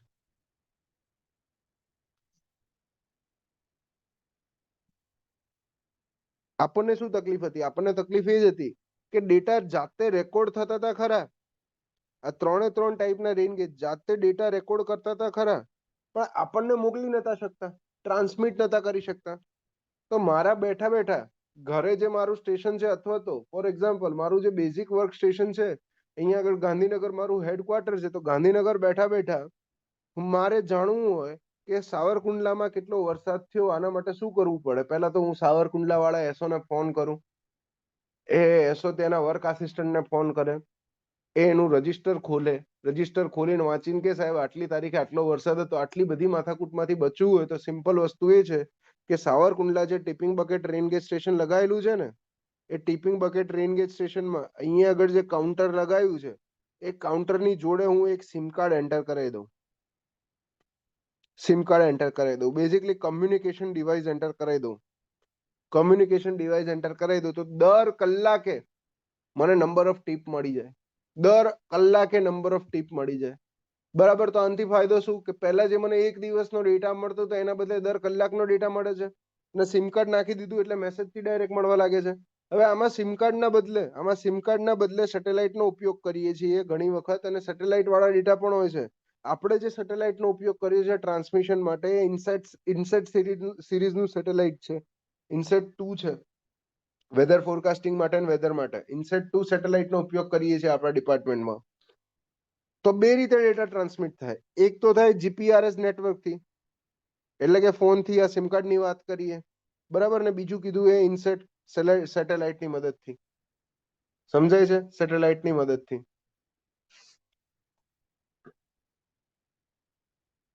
Clear છે આ વસ્તુ? તો જો ટેલિમેટ્રી રેનગેજ શું છે? ટેલિમેટ્રી રેનગેજ કઈ નવું નથી. ટેલિમેટ્રી રેનગેજ એટલે કે તમારું રેકોર્ડિંગ ટાઈપનું રેનગેજ જ છે. આ ત્રણમાંથી કોઈ એક જ છે, પણ એની જોડે રેકોર્ડિંગ ટાઈપના રેનગેજ જોડે તમે એક કોમ્યુનિકેશન ડિવાઇસ એડ કરી દીધું છે, કોમ્યુનિકેશનની અરેન્જમેન્ટ એડ કરી દીધી છે. તો રેકોર્ડિંગ ટાઈપનું રેનગેજ જ. તો ટિપિંગ બકેટ આ વસ્તુ માટે મોસ્ટ સુટેબલ છે, અને આપણે હાલ એ જ યુઝ કરી છે. આ તમને અહીંયા જે ફોટા જોઈ રહ્યા છો હાલ, આર્યા ભાઈ, આ બધા ટેલિમેટ્રી રેનગેજ છે. નીચે દેખાશો તો જો અહીંયા આગળ વાયર માટે આ રીતની અરેન્જમેન્ટ આપી છે, બરાબર છે. આખા સ્ટેશન માટે વાયર માટે અરેન્જમેન્ટ આપી છે, જોડે સ્ટેશન હોય સોલાર પેનલથી પાવર્ડ હોય. તમને ડાયરેક્ટ અહીંયા જો આ વાયર પણ જાય છે કમ્યુનિકેશન માટેનો, બરાબર, ડાયરેક્ટ તમને બે સ્ટેશન પર તમારા ડેટા મળી જાય. This type of rain gauges are most useful in gathering data from mountainous and inaccessible region. જે region દૂર છે mountainous અને inaccessible region છે, ત્યાં આગળ આ ટાઈપના રેન ગેજ મેક્સિમમ યુઝ થાય. ક્વેશ્ચન કયો પૂછાશે? એમસીક્યુ લખેલા છે, આ પૂછાશે કે માઉન્ટેનિયસ અને ઇનએક્સેસિબલ રીજનમાં કયા ટાઈપનું રેન ગેજ યુઝ કરશો? તો ટેલિમેટ્રી. બરાબર છે. ઇન્ડિયાનું સ્ટાન્ડર્ડ નોન રેકોર્ડિંગ ટાઈપનું રેનગેજ કયું છે? તો કહેશો કે સાયમન્સ રેનગેજ. બરાબર છે. ટિપિંગ બકેટની અંદર રેકોર્ડ કયો ડેટા આપે છે? ઇન્ટેન્સિટી ઓફ રેનફોલ અથવા હાઇટોગ્રાફનો ડેટા આપે છે. આ નેચરલ સાયફોન ટાઈપ શું આપે છે ભાઈ? સ્ટાન્ડર્ડ રેકોર્ડિંગ ટાઈપ રેન ગેજ છે. આ ક્વેશ્ચન લખેલા જ છે મેડમ. નેક્સ્ટ આવી જાઓ, રેન ગેજ ડેન્સિટી. રેન ગેજ ડેન્સિટી કેટલા રેન ગેજ હોવા જોઈએ એરિયા પ્રમાણે? બરાબર છે. તો નિયમ છે કે પ્લેન એરિયામાં, યાદ રાખજો આ પણ એમસીક્યુ ડાયરેક્ટ પૂછે છે, પ્લેન એરિયા હોય, પ્લેન એટલે સપાટ મેદાનો હોય, તો 520 કિલોમીટર સ્ક્વેરના એરિયામાં એક રેન ગેજ સ્ટેશન હોવું જોઈએ, જેનું એવરેજ એલિવેશન 1000 મીટર હોય, મતલબ થોડોક ઊંચાણ વાળો વિસ્તાર, ત્યાં 260 થી 390 કિલોમીટર સ્ક્વેરના એરિયામાં એક રેન ગેજ સ્ટેશન હોવું જોઈએ. જ્યાં આગળ હિલી એરિયા હોય, માઉન્ટ હિલી એરિયા હોય, એવા એરિયામાં 130 કિલોમીટર સ્ક્વેરે એક રેન ગેજ સ્ટેશન હોવું જોઈએ. હવે આ ડેટા બધા યાદ રાખવાના. ડેટા યાદ રાખવા માટે બહુ સિમ્પલ છે, 13 નો ઘડિયો જ છે. બરાબર છે, 13 નો ઘડિયો જ છે. શું યાદ રાખશો? નીચેથી ઊંધું યાદ રાખો. સૌથી પહેલા હિલી એરિયા માટે 13, એવરેજ એલિવેશન 1000 મીટર માટે 13 દુ 26, 13 તરી 39, અને પ્લેન એરિયા માટે 13 ચોક 52. બરાબર. તમને ક્વેશ્ચન કેવો પૂછશે? તમને ક્વેશ્ચન આવો પૂછશે, ફોર એક્ઝામ્પલ પ્લેન એરિયા છે અને પ્લેન એરિયાની વેલ્યુ છે ટોટલ 1560 કિલોમીટર સ્ક્વેર. તો આ પ્લેન 1560 કિલોમીટર સ્ક્વેર પ્લેન એરિયામાં કેટલા number of rain gauge station જોઈશે? શું આવશે જવાબ? કહેશે કોઈ? 1560 કિલોમીટર સ્ક્વેર પ્લેન એરિયામાં કેટલા રેન ગેજ સ્ટેશન જોઈશે? શું આવશે જવાબ? પ્લેન એરિયામાં એક રેન ગેજ સ્ટેશન માટે 520 કિલોમીટર સ્ક્વેર નો એરિયા છે, તો 1560 કિલોમીટર સ્ક્વેર એરિયા માટે કેટલા રેન ગેજ સ્ટેશન જોઈએ? 1560 ભાગ્યા 520 કરશો, કેટલા આવશે? 3. ક્લિયર છે આ વસ્તુ? બસ આ ટાઈપના ક્વેશ્ચન આવે છે. આમાંથી આ ટાઈપના ક્વેશ્ચન આવે છે. નેક્સ્ટ આવી જાઓ, એડિક્વસી ઓફ રેન ગેજ સ્ટેશન. હવે વસ્તુ એ થઈ, બીજી એક વસ્તુ એ થઈ કે કોઈ એક એરિયા છે, ફોર એક્ઝામ્પલ માની લો કે આર્યો પ્લેન એરિયા છે, 520 કિલોમીટર સ્ક્વેર નો પ્લેન એરિયા છે. આની અંદર કમ્પલસરી એક રેન ગેજ સ્ટેશન તો હોવું જ જોઈએ. બરાબર. પણ હું એવું કહું છું કે આ જગ્યાએ હું 2 રેન ગેજ સ્ટેશન રાખીશ, તો મને એ કહો કે એક્યુરેસી કેમાં વધારે આવશે? એક રેન ગેજ સ્ટેશન હતું એમાં કે 2 રેન ગેજ સ્ટેશન નાખ્યા એની અંદર? બીજું કે આટલે દૂર મૂકીશ? બોલો બોલો. એક્યુરેસી કેમાં વધારે આવશે? 2 રેન ગેજ સ્ટેશન નાખ્યું એમાં ને? બસ હું એ જ વાત કરું છું. તો જેમ જેમ તમે number of rain gauge station વધારશો, આ તો તમને મિનિમમ ક્રાઇટેરિયા આપ્યા હતા. આ રેન ગેજ ડેન્સિટી વાળા તો મિનિમમ ક્રાઇટેરિયા આપ્યા હતા. પણ નોર્મલી તમે જેમ જેમ number of rain gauge station વધારશો એમ એમ શું વધશે? એક્યુરેસી વધશે. અને એક્યુરેસી વધે તો શું ઘટે? એરર ઘટે. એરર ઘટે. ક્લિયર છે આ વસ્તુ? તો જો એ જ વાત કરીએ છીએ, તો number of rain gauge station, standard number of error માટે કોઈ એવું કે 10% એરર જોઈએ છે, 10% એરર માટે number of rain gauge station કેટલા હોવા જોઈએ? 10% એરર માટે કેટલા number of rain gauge station હોવા જોઈએ? એને જ કહે છે એડિક્વસી ઓફ રેન ગેજ સ્ટેશન. એડિક્વસી, અથવા તો આને કહેવાય optimum number of rain gauge station. જો લખ્યું છે અહીંયા આગળ optimum number of rain gauge station, અને એનું ઇક્વેશન છે n = CV/E², જ્યાં CV A coefficient of variation છે, ક્વેશ્ચનમાં આપેલો જ હશે, અને E એટલે એરર છે.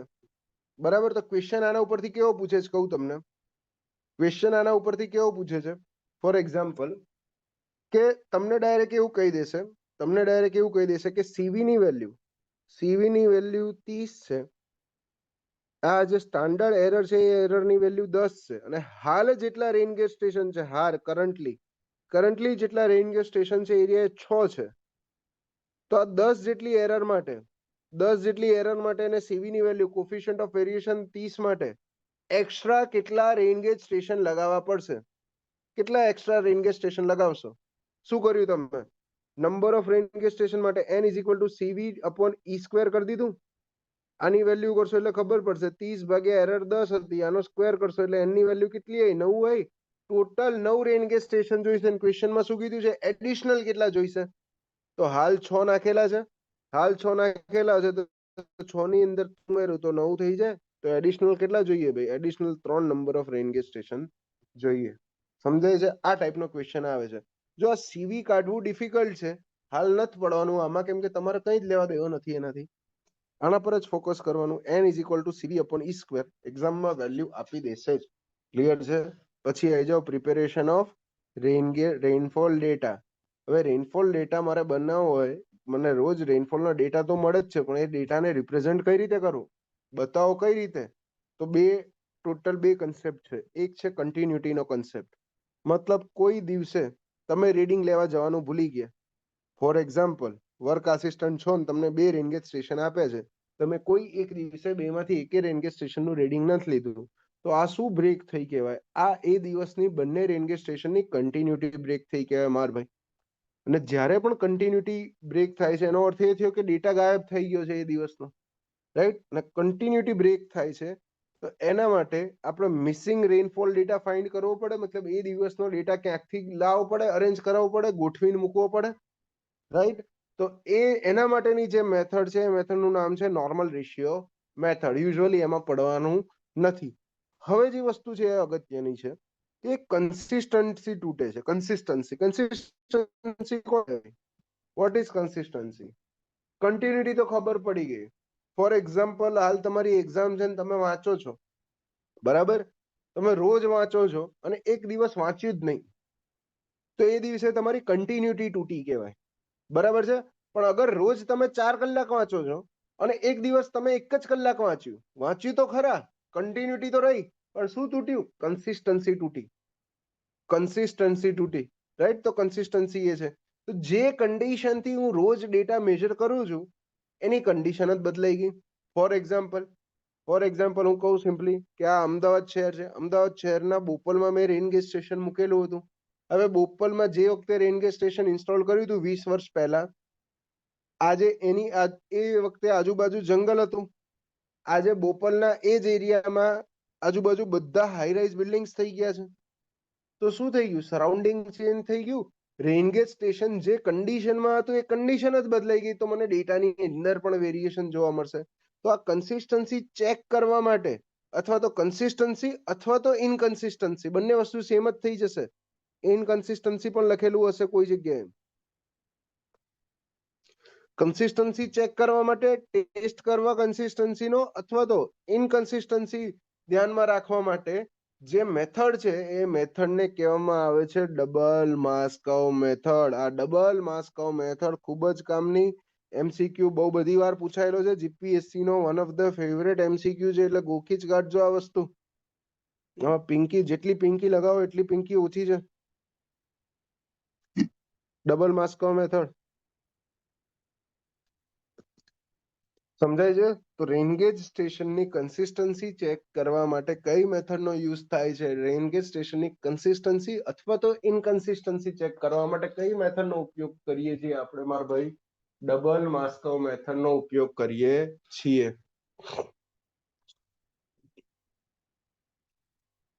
ના, કોઈ જરૂર નહીં. ઇનકન્સિસ્ટન્સીના રીઝન્સ યાદ રાખવાની કોઈ જરૂર નહીં માર ભાઈ. નીચેના રીઝન્સ યાદ રાખવાની સમજૂતી માટે એમને એમ લખેલું છે એ રહ્યું. ક્લિયર છે આટલા સુધી? કોઈને કઈ ડાઉટ, ડિફિકલ્ટી હોય તો કહી દો. બાકી બધા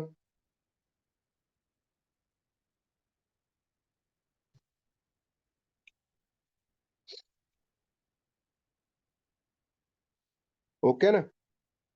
ડન ડન ડન. ઓકે, આગળ વધીએ. હવે કે છે નોર્મલ રેઇનફોલ. નોર્મલ રેઇનફોલ કોને કહેવામાં આવે?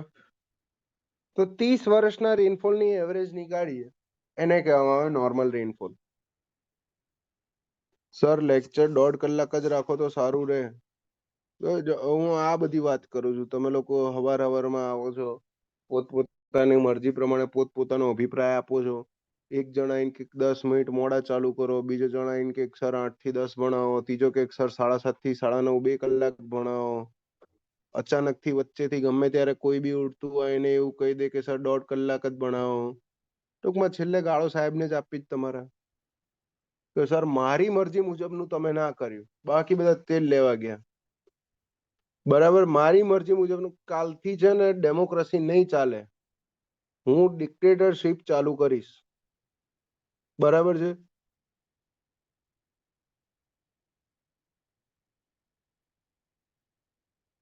ये मेरा प्रहार बैच है और अपुन यहाँ का जयकांत शिकरे.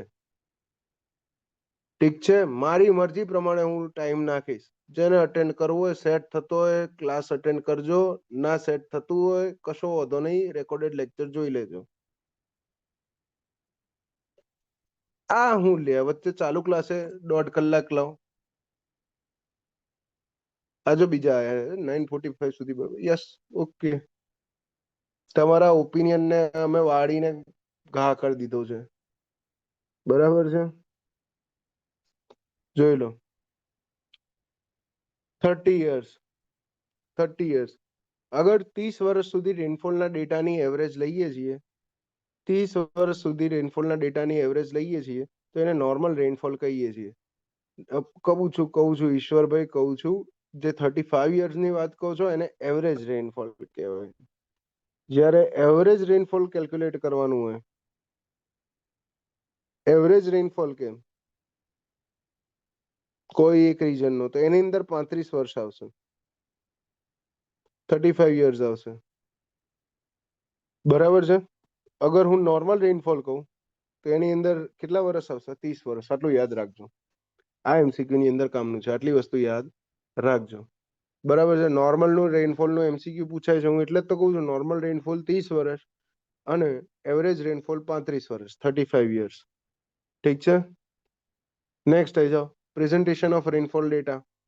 રેનફોલ ડેટાને કઈ રીતે પ્રેઝન્ટ કરવાના, રેનફોલ ડેટા કઈ રીતે પ્રેઝન્ટ કરી શકીએ છીએ, તો આ એમસીક્યુ માં પૂછાય છે. આ એમસીક્યુ માં પૂછાય છે. પહેલી મેથડ આપણી પાસે અવેલેબલ છે, માસ કર્વ મેથડ. ઉભા રહો.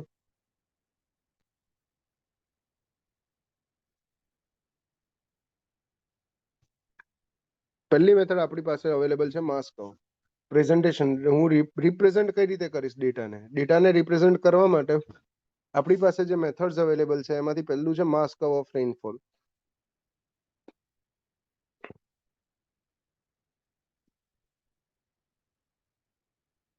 કોને કહેવાય માસ કર્વ ઓફ રેનફોલ? તો ગ્રાફ જ છે આ, બરાબર છે. આ ગ્રાફમાં શું કરીએ છીએ, એક સાઈડે ટાઈમ હોય છે, time versus cumulative rainfall.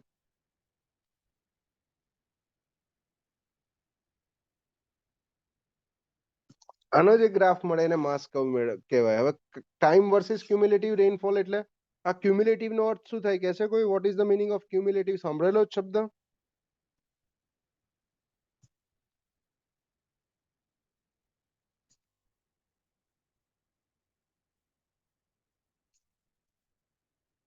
CGPA માં સાંભળેલો છે. ક્યુમ્યુલેટિવ નો અર્થ શું થાય? સમેશન થાય. યસ, વેરી ગુડ, સરવાળો થાય. ફોર એક્ઝામ્પલ, રોજ સવારે 8 થી 9 હું રેનફોલ મેઝરમેન્ટ કરવાનું કામ ચાલે છે મારું. 8 થી 9 દરમિયાન રેનફોલ પડે છે 2 mm જેટલો, mm માં લખું છું.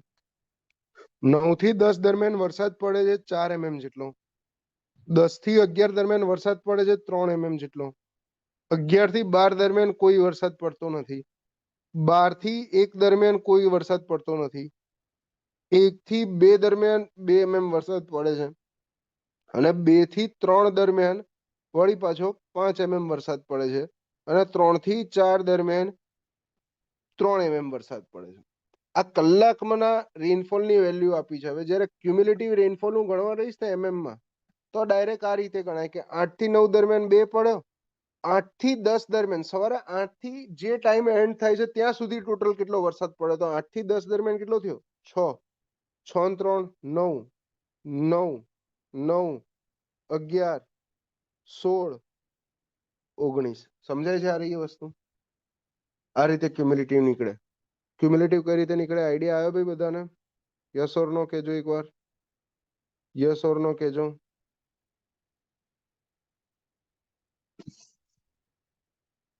હવે આજે માસ કર્વ જે છે એ માસ કર્વ શેના વચ્ચેનો કર્વ છે? તો માસ કર્વ તમારો કર્વ છે ક્યુમ્યુલેટિવ રેનફોલ વચ્ચેનો. અહીંયા આગળ mm માં આવી જશે અને અહીંયા આગળ શેની અંદર આવી જશે? ટાઈમ, અવર્સ ની અંદર આવી જશે. ક્યાંથી ચાલુ થાય છે? 8 વાગ્યાથી ચાલુ થાય છે. 8 9 10 11 12 1 2 3 અને 4. ને કેટલી રેનફોલ ની વેલ્યુ છે?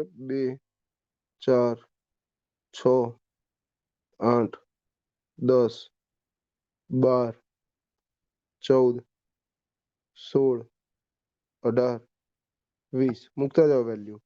9 વાગે 8 વાગે તો 0, 9 વાગે કેટલું થઈ જાય છે 2 થઈ જાય, 10 વાગે કેટલું થઈ જાય 6 થઈ જાય છે, 11 વાગે કેટલું છે 11 વાગે વેલ્યુ 9 છે, 12 વાગે પણ વેલ્યુ 9 જ રહે છે, 1 વાગે પણ વેલ્યુ 9 જ રહે છે, 2 વાગે વેલ્યુ વધીને કેટલી થાય છે 11 થાય છે, 3 વાગે વેલ્યુ વધીને કેટલી થઈ જાય છે 16 થઈ જાય છે, અને 4 વાગે વેલ્યુ વધીને કેટલી થઈ જાય છે ઓલમોસ્ટ 19 થઈ જાય છે. તો આ બધા પોઈન્ટને જોડતો જે ગ્રાફ છે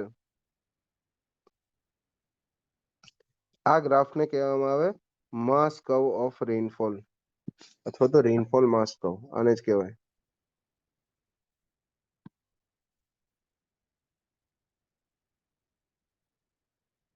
ક્લિયર છે આટલે સુધી? આ બધાને ખબર પડે? આની અંદર કોઈને કઈ પણ ડાઉટ? યસ, ક્યુમ્યુલેટિવ કહો કે અક્યુમ્યુલેટેડ કહો, બંને સેમ જ. ક્યુમ્યુલેટિવ કહો અથવા અક્યુમ્યુલેટેડ કહો. ઘણી જગ્યાએ આના બદલે આવું પણ લખેલું હશે, ક્યુમ્યુલેટિવ ના બદલે અક્યુમ્યુલેટેડ પણ લખેલું હશે. બંને સેમ, બંનેનો અર્થ સેમ છે. હવે માસ કર્વ થી એક મને ઇન્ફોર્મેશન એવી મળે, તમે ડાયરેક્ટ ગ્રાફ જોઈને કહી શકશો કે કયા કલાકોમાં વરસાદ નથી પડ્યો, કેટલાથી કેટલા વાગ્યા સુધી વરસાદ નહીં પડ્યો? ડાયરેક્ટ ગ્રાફ જોઈને કહી શકશો? તમારે બીજું કોઈ જોવાની જરૂર જ નહીં.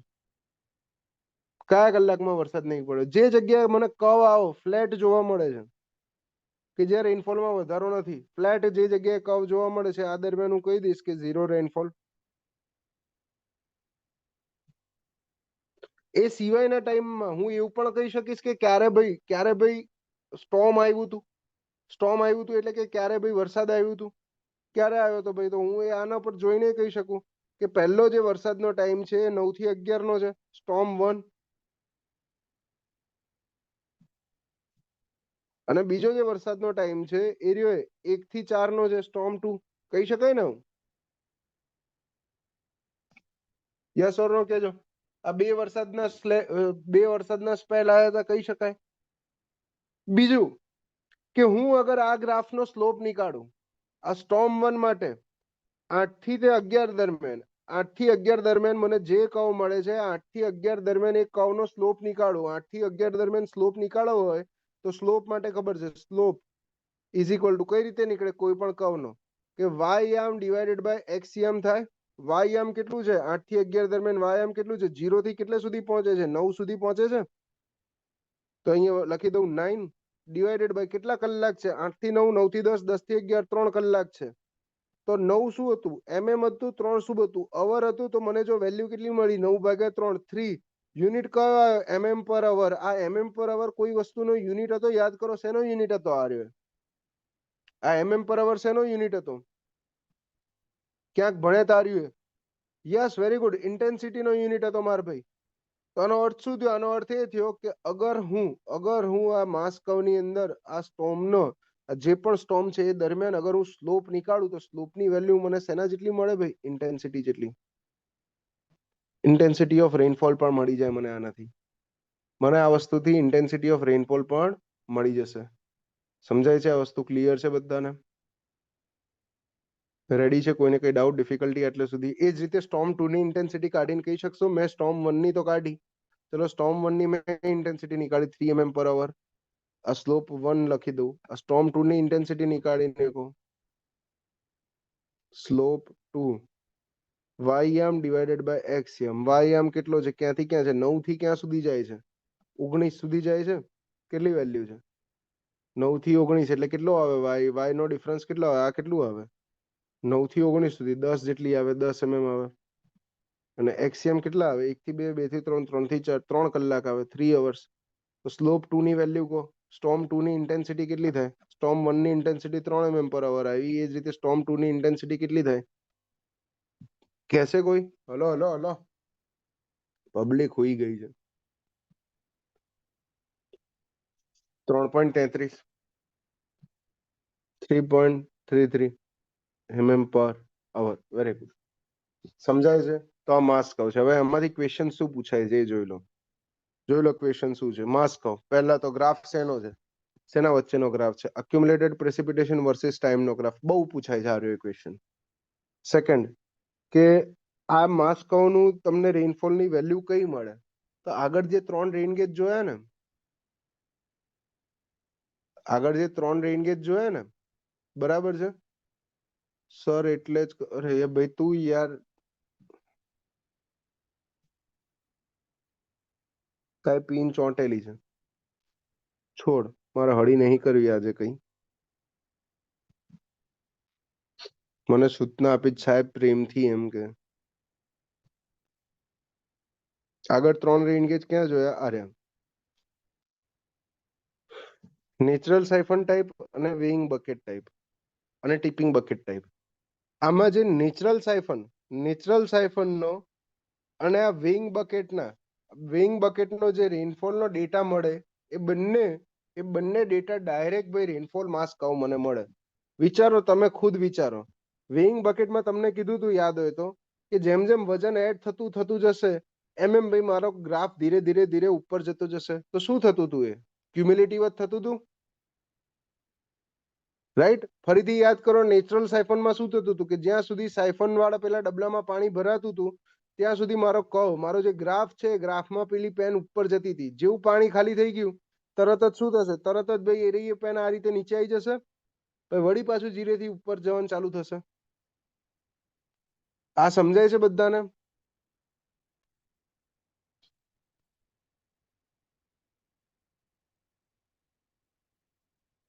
શું કહેવા માંગુ છું? હું એ કહેવા માંગુ છું કે નેચરલ સાયફન ટાઈપ રેન ગેજ અને વેઇંગ બકેટ ટાઈપ રેન ગેજ ના ડેટા મને જે મળે છે ગ્રાફ ઉપર, જે પેલા ગોળ ચકેડા વાળા ગ્રાફ ઉપર ડેટા મળે છે, એ ડેટા બીજું કઈ નથી, એ ડેટા જ છે ડાયરેક્ટ માસ કર્વ જ છે. એરિયા અક્યુમ્યુલેટેડ પ્રેસિપિટેશન વર્સિસ ટાઈમનો જ ગ્રાફ છે એરિયો.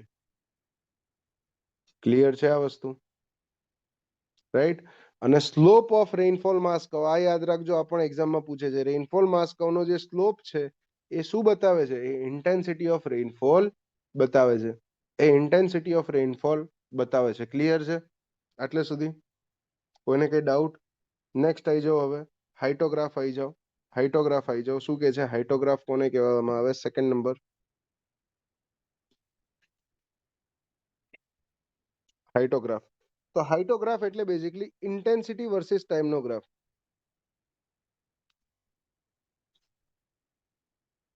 આ જ ડેટા હું લઈ લઉં. આના માટે જે ડેટા વાપર્યા હતા ને, એ જ ડેટા હું ફરીથી કન્સિડર કરીશ. બરાબર છે?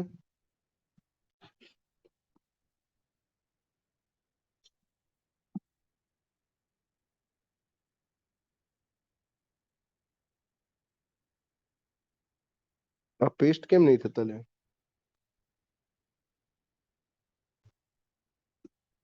કોપી તો કરે. ચલો, જો આ રીતે ડુપ્લિકેટ. ઓકે, ડુપ્લિકેટ કરવાના, નીચે લઈ જઈએ. હા, સેમ ડેટા હું કન્સિડર કરું છું. મને કહેશે ઇન્ટેન્સિટી કેટલી છે આ બધા ડેટાની? આ ટાઈમ છે, રેનફોલ માં છે, અને ઇન્ટેન્સિટી લખું છું. ઇન્ટેન્સિટી મારે પર અવરમાં લખવી હોય તો 8 થી 9 દરમિયાન રેનફોલની ઇન્ટેન્સિટી કેટલી છે? કહેશે કોઈ? 8 થી 9 દરમિયાન 1 કલાક દરમિયાન રેનફોલની ઇન્ટેન્સિટી કેટલી છે? Rainfall intensity is equal to, ભૂલી ગયા હોય તો પાછું અહીંયા લખવા દો. Intensity I is equal to depth divided by duration. Depth કેટલી છે રેનફોલની? 2 mm જેટલી ડેપ્થ છે. ખબર નહીં, હું તમે હવારમાં હું પીને આવો છો. કોઈ 0.5 લખે છે, કોઈ 1 લખે છે. ક્યાંથી આવા શોખ ચડે છે મને કોઈ જ આઈડિયા નહીં આવતો. 2/1 કરવાનું છે ને તમારો જવાબ 0.5 આવે છે. કોકનો જવાબ 1 આવે છે 2/1 માં. વાહ વાહ વાહ વાહ. જે પણ પીતા હોય મને પણ મોકલાવજો. સ્ટ્રોંગ વસ્તુ લાગે છે. બરાબર છે? જો અહીંયા આગળ 2 mm પર અવર કેટલી આવે ઇન્ટેન્સિટી? પહેલા કેસમાં 2 mm પર અવર. બીજું જો 9 થી 10 ની અંદર કેટલી આવે ઇન્ટેન્સિટી? 4 mm પર અવર. 10 થી 11 માં ઇન્ટેન્સિટી કેટલી આવે? 3 mm પર અવર. 11 થી 12 માં ઇન્ટેન્સિટી 0. 12 થી 1 માં ઇન્ટેન્સિટી 0. 1 થી 2 માં ઇન્ટેન્સિટી કેટલી આવી? 2 mm પર અવર. 2 થી 3 માં ઇન્ટેન્સિટી કેટલી આવી? 5 mm પર અવર. 3 થી 4 માં ઇન્ટેન્સિટી કેટલી આવી? 3 mm પર અવર. સમજાય છે આ વસ્તુ? સેમ જ આવે. કેમ સેમ આવે? કેમ કે ડ્યુરેશન, અહીંયા જે ટાઈમનો ડ્યુરેશન લીધો છે ને, એ ડ્યુરેશન 1 અવરનો જ છે. અગર આ ડ્યુરેશન 2 કલાકનો થઈ જાય તો ઇન્ટેન્સિટી બદલાઈ જશે. ઠીક છે? ડ્યુરેશન અગર 2 કલાક થઈ જાય તો ઇન્ટેન્સિટી બદલાઈ જશે, પણ ડ્યુરેશન અગર એક જ છે તો ઇન્ટેન્સિટી સેમ જ આવશે.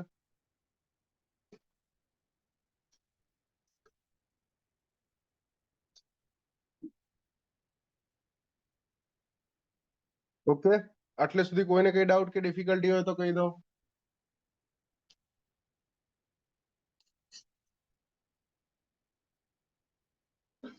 તો ઇન્ટેન્સિટી વર્સિસ ટાઈમના ગ્રાફને મારા ભાઈ કહેવામાં આવે હાઇટોગ્રાફ. લખ્યું છે અહીંયા. હાઇટોગ્રાફ કોને કહેવામાં આવે? ઇન્ટેન્સિટી વર્સિસ ટાઈમના ગ્રાફને. ઇન્ટેન્સિટી વર્સિસ ટાઈમના ગ્રાફને હાઇટોગ્રાફ કહેવાય. તો જો કરી દો.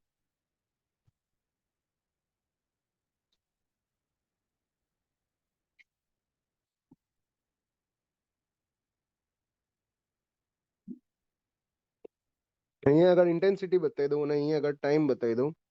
ટાઈમ ક્યાંથી છે? 8 વાગ્યાથી ચાલુ થાય છે ને? 8, 9.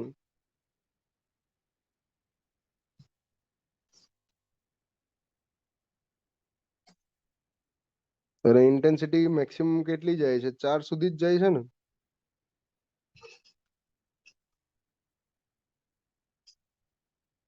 ધ્યાન આપો.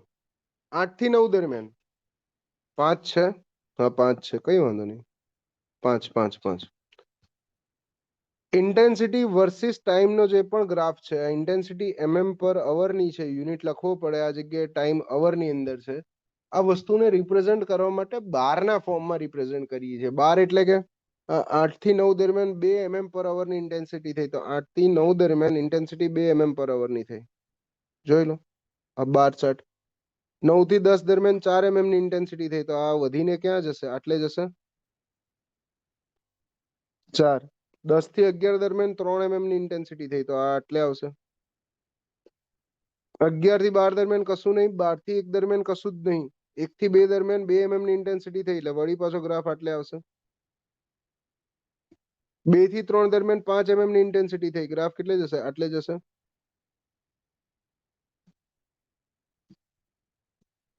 ને 3 થી 4 દરમિયાન 3 ની ઇન્ટેન્સિટી થઈ, તો ગ્રાફ વળી પાછો આટલે આવ્યો. સમજાય છે બ્રો?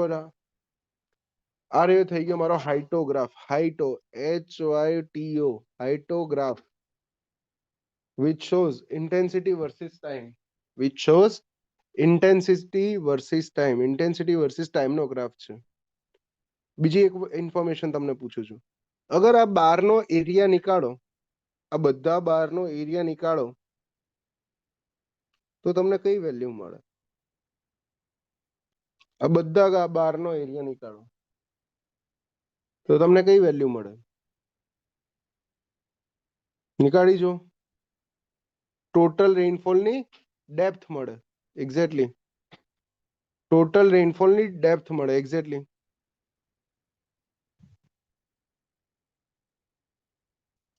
રાઈટ. તો પહેલો જો 0 થી 2 વચ્ચે. અગર પહેલા આ બારનો એરિયા નીકાળો તો એરિયામાં શું આવે? લંબાઈ ગુણ્યા પહોળાઈ આવે. પહોળાઈ કેટલી છે? 8 થી 9 એટલે કેટલી છે? 1 અવરની પહોળાઈ છે. અને લંબાઈ કેટલી છે? 2 પર અવરની છે. તો શું કરવું પડે? 1 અવર મલ્ટીપ્લાય બાય 2 પર અવર. આ અવર ઉડી જશે. યુનિટ કયો વધશે? 2 ગુણ્યા 1 2 તો મને ડેપ્થ મળી જાય. બીજાનો એરિયા નીકાળીને સરવાળો કરી શકું હું એ રીતે. ત્રીજાનો પણ હું એરિયા નીકાળીને સરવાળો કરી શકું. એમ ટોટલ એ રેનફોલની ડેપ્થ મળશે આના આખા એરિયામાંથી. રાઈટ. તો જોઈ લો હાઇટોગ્રાફ. હાઇટોગ્રાફ શું છે? સવાલ પૂછે છે મેં એટલે આના પાછળ આટલો બધો ટાઈમ નીકાળ્યો. સવાલ પૂછે છે એટલે ટાઈમ નીકાળ્યો. ના પછી એવરેજ લેવાની કોઈ જરૂર નહીં. શું કરવા એવરેજ લેવાની? એવરેજ રેનફોલ નીકાળવું હોય તો એવરેજ લેવાની જરૂર. મારે તો એવરેજ ક્યાં નીકાળવું છે? અને એવરેજ એમ એ રીતે ના નીકળે. એવરેજ અલગ અલગ રેન ગેજ માંથી નીકળે. આ તો એક જ રેન ગેજ ના ડેટા છે. હાઇટોગ્રાફ જો graph of intensity of rainfall versus time. Mass curve થી ડિરાઈવ કરવામાં આવે. દરેક જગ્યાએ સ્લોપ નીકાળો તમે તો તમને ઇન્ટેન્સિટી મળી જાય. બાર ચાર્ટના ફોર્મમાં રિપ્રેઝન્ટ કરી અને એરિયા અંદર હાઇટોગ્રાફ જે છે એ મને ટોટલ રેનફોલની ડેપ્થ આપશે. ટોટલ રેનફોલની ડેપ્થ આપશે. ક્લિયર છે? આટલે સુધી કોઈને કઈ ડાઉટ? કોઈ ડિફિકલ્ટી? નહીં. Very good. નેક્સ્ટ આવી જાઓ. Mean precipitation over an area. Mean precipitation મતલબ એ છે કે કોઈ એક કેચમેન્ટ એરિયાની અંદર તમે ટોટલ આ રીતે 4 કે 5 રેન ગેજ સ્ટેશન મૂક્યા છે અને આ બધા ઉપર એક સાથે વરસાદ પડે છે, આ આખા એરિયા ઉપર રેનફોલ એક સાથે પડે છે, તો મને તમે એ કહેજો કે શું આ 5 રેન ગેજ સ્ટેશન અથવા 6 રેન ગેજ સ્ટેશન સરખો વરસાદ બતાવશે, રેનફોલ સરખો બતાવશે આ 5 કે 6 રેન ગેજ સ્ટેશન? ના, નહીં બતાવે, અલગ અલગ બતાવશે, અલગ અલગ બતાવશે. ઠીક છે, પણ મારે એવું કેવું હોય કે આ આખા એરિયામાં આટલા ડેપ્થ નો વરસાદ થયો, એક જ આંકડો જોઈતો હોય તો શું કરવું પડે? આ બધાના જે ઇન્ડિવિજ્યુઅલ રેનફોલ થયા છે એની એવરેજ લેવી પડે. બસ એ એવરેજ માટેની જ મેથડ છે. સૌથી પહેલી ને સૌથી સિમ્પલ મેથડ છે જેનું નામ છે એરેથમેટિક મીન મેથડ. એની અંદર કશું જ નથી કરતા આપણે, સાદો જેટલો પણ રેનફોલ આવ્યો હોય ને એ રેનફોલ નો સરવાળો કરીને divided by number of rain gauge station કહી દઈએ, બધાનું મીન, એ એવરેજ, અરિથમેટિક એવરેજ મેથડ. પછી સેકન્ડ ઇમ્પ્રુવ કરેલી મેથડ છે કે જેમાં રેનફોલ જોડે એરિયાને પણ મલ્ટીપ્લાય કરીએ છીએ. મતલબ માની લો કે આ રેન ગેજ સ્ટેશન 3 નંબરનું રેન ગેજ સ્ટેશન છે, તો આ P3 કહી દઉં અને આ P3 રેન ગેજ સ્ટેશનની અસર કેટલા એરિયા સુધી રહે છે એનો એરિયા નીકાળીને પણ એને મલ્ટીપ્લાય કરીએ. મતલબ આવું ઇક્વેશન પડે, P1A1 plus P2A2 plus P3A3 divided by A1 plus A2 plus A3. આનાથી મને એવરેજ મળશે. તો આ જે સેકન્ડ મેથડ છે, સેકન્ડ મેથડને હું કહું છું થીસન પોલિગન મેથડ. એનાથી થોડીક વધારે એક્યુરેટ છે. અને સૌથી વધારે એક્યુરેટ કોઈ મેથડ હોય અગર આ બાબતે, સૌથી વધારે એક્યુરેટ અગર કોઈ મેથડ હોય આ બાબતે, તો એનું નામ છે આઇસોહાઇટલ મેથડ. એક્ઝામમાં MCQ પૂછે છે ભાઈ, ગોખી કાઢજો કે mean precipitation over an area અથવા તો એવરેજ રેનફોલ નીકાળવા માટેની સૌથી એક્યુરેટ મેથડ કઈ? આઇસોહાઇટલ મેથડ. જો અહીંયા એટલે લખીને આપ્યું છે કે જમણી બાજુ જતા એક્યુરેસી શું થાય છે? એક્યુરેસી વધી રહી છે, એક્યુરેસી ઇન્ક્રીઝ થઈ રહી છે. તો સૌથી ઓછી એક્યુરેટ મેથડ કઈ? આપણે આગળ કીધું arithmetic mean method, direct mean નીકાળ દો. Arithmetic mean method direct mean નીકાળ દો એ રહી. જેમ જેમ તમે રાઈટવર્ડ ડાયરેક્શનમાં જાઓ એમ શું થશે? જમણી બાજુ જેમ જેમ જશો એમ એક્યુરેસી વધતી જશે. તો હવે આઇસોહાઇટલ મેથડ નામ છે. આ મેથડ તો હજુ કોઈ સબ્જેક્ટમાં વપરાય છે ને? ઢગલો બધા સબ્જેક્ટમાં વાપરીએ છીએ ઓલમોસ્ટ. આઇસોહાઇટલ નો અર્થ શું થાય? જો તો આઇસોહાઇટ એક્ઝામમાં પૂછે છે, આ MCQ માં પૂછે છે. What is isohyet? Line joining points of equal rainfall magnitude. સરખી ડેપ્થના રેનફોલને પોઈન્ટને જોડતી લાઈનને આઇસોહાઇટ કહેવાય. જે રીતે સર્વે તમે ભણ્યા છો, સર્વે ભણ્યા છો કે નહીં? હા કે ના કહેજો. સર્વે ભણ્યા છો? હા કે ના કહેજો. થોડા ભણે છે, થોડા નથી ભણ્યા. જે લોકો ભણે છે P1 વાળા, એમના માટે સવાલ કે કન્ટુર કોને કહેવાય? What is contour? Yes, contour કોને કહેવાય? What is contour?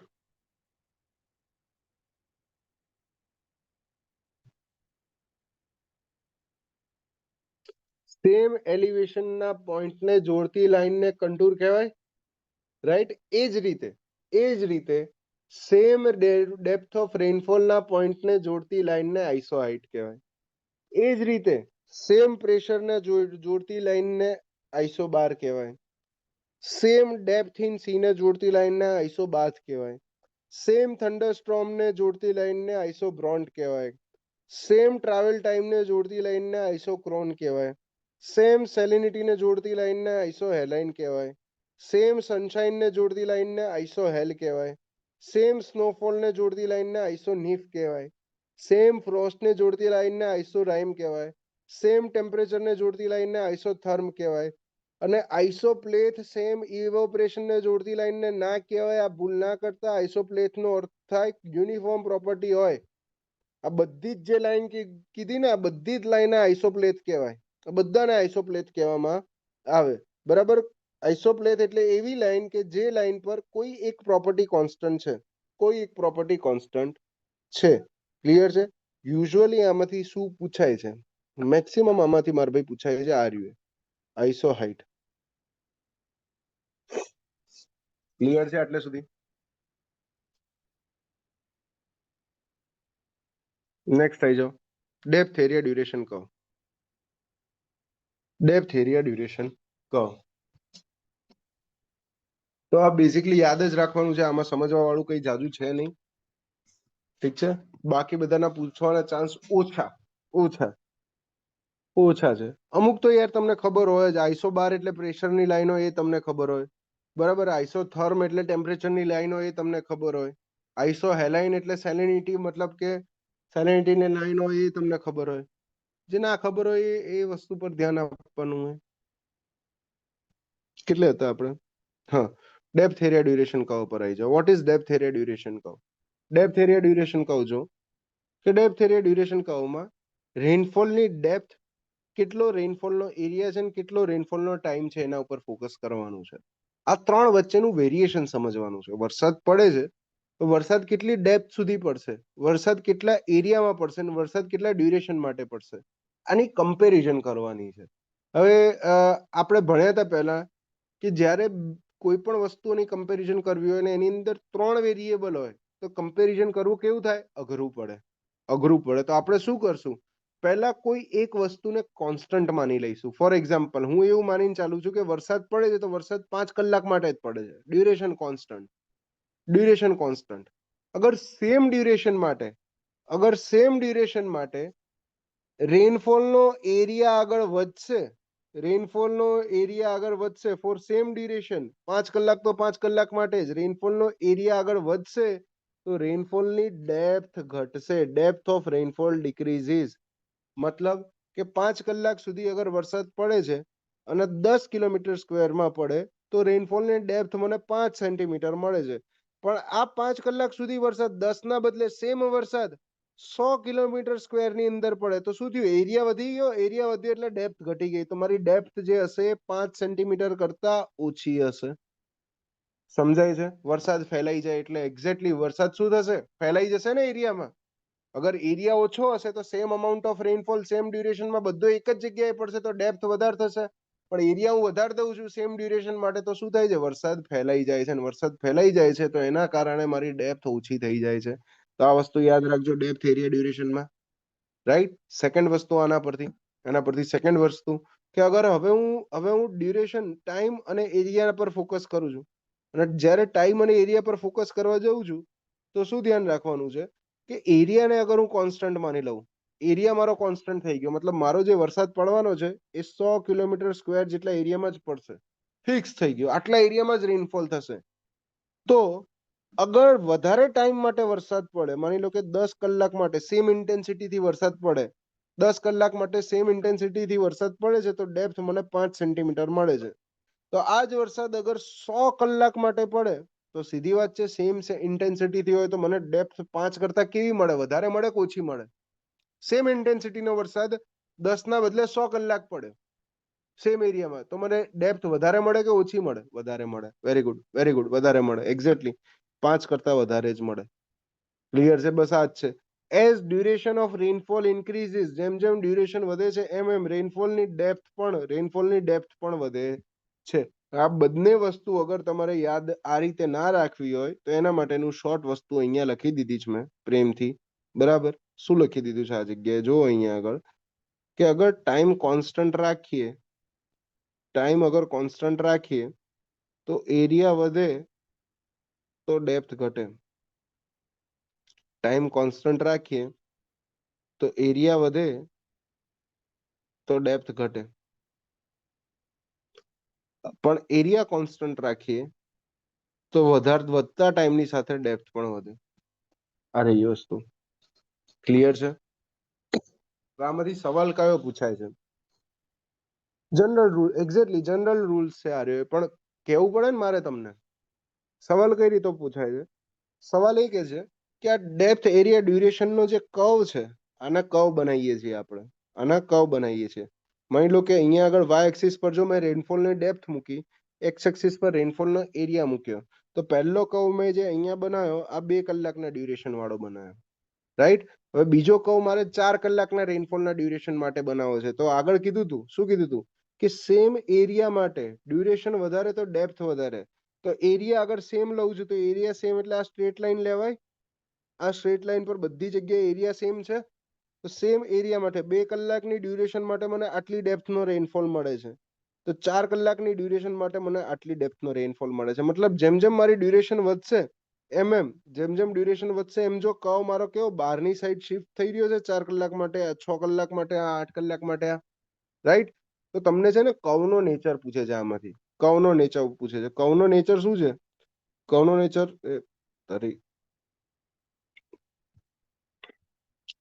કર્વનો નેચર છે ભાઈ concave upward curve with time increasing outward. Curve કેવો છે ભાઈ? કોન્કેવ અપવર્ડ છે. કોન્કેવ અપવર્ડ, કોન્કેવ અને કોન્વેક્સમાં ખબર પડે ને માર ભાઈ?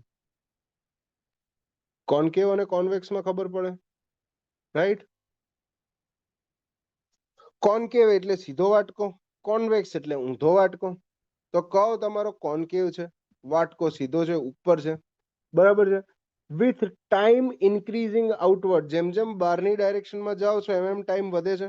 તો એક્ઝામમાં ડાયરેક્ટ આ ક્વેશ્ચન હોય છે કે ડેપ્થ એરિયા ડ્યુરેશન કર્વ કઈ ટાઈપનો હોય?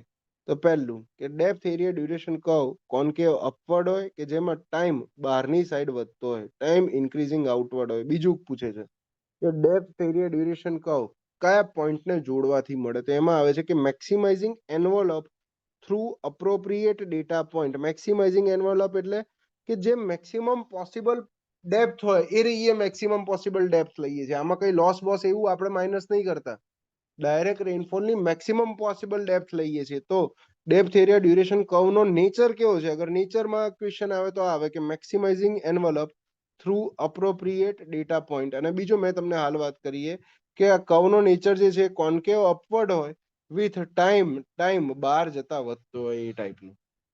આ થઈ ગઈ તમારો ડેપ્થ એરિયા ડ્યુરેશન કર્વ. આ એમસીક્યુ આવે છે, ડાયરેક્ટ એમસીક્યુ હોય છે આમાંથી.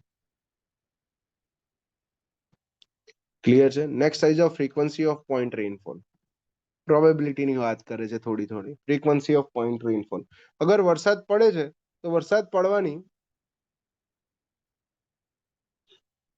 કર્વનો પોઈન્ટ ફર્સ્ટ ના સમજાણો કોઈ ટેન્શન નહીં, એટલું જ યાદ રાખવાનું છે એમાંથી કે જે મેક્સિમમ પોસિબલ ડેટા હોય ને એ મેક્સિમમ પોસિબલ ડેટા આપણે લઈએ છીએ, બરાબર છે. 100 અહીંયા આગળ તમે કીધું, હાલ અહીંયા જ કીધું કે 100 કિલોમીટર સ્ક્વેર માટે 5 સેન્ટીમીટરનો વરસાદ અગર પડે છે, ઠીક છે, તો 10 કિલોમીટર સ્ક્વેર માટે કેટલા સેન્ટીમીટરનો વરસાદ પડે? તો 5 કરતા વધારે આવે ને 5 કરતા વધારમાં આપણે સૌથી મેક્સિમમ પોઈન્ટને અહીંયા આગળ ટીક કરશું. આપણી પાસે 2-3 ઓપ્શન હશે, એટલું જ છે.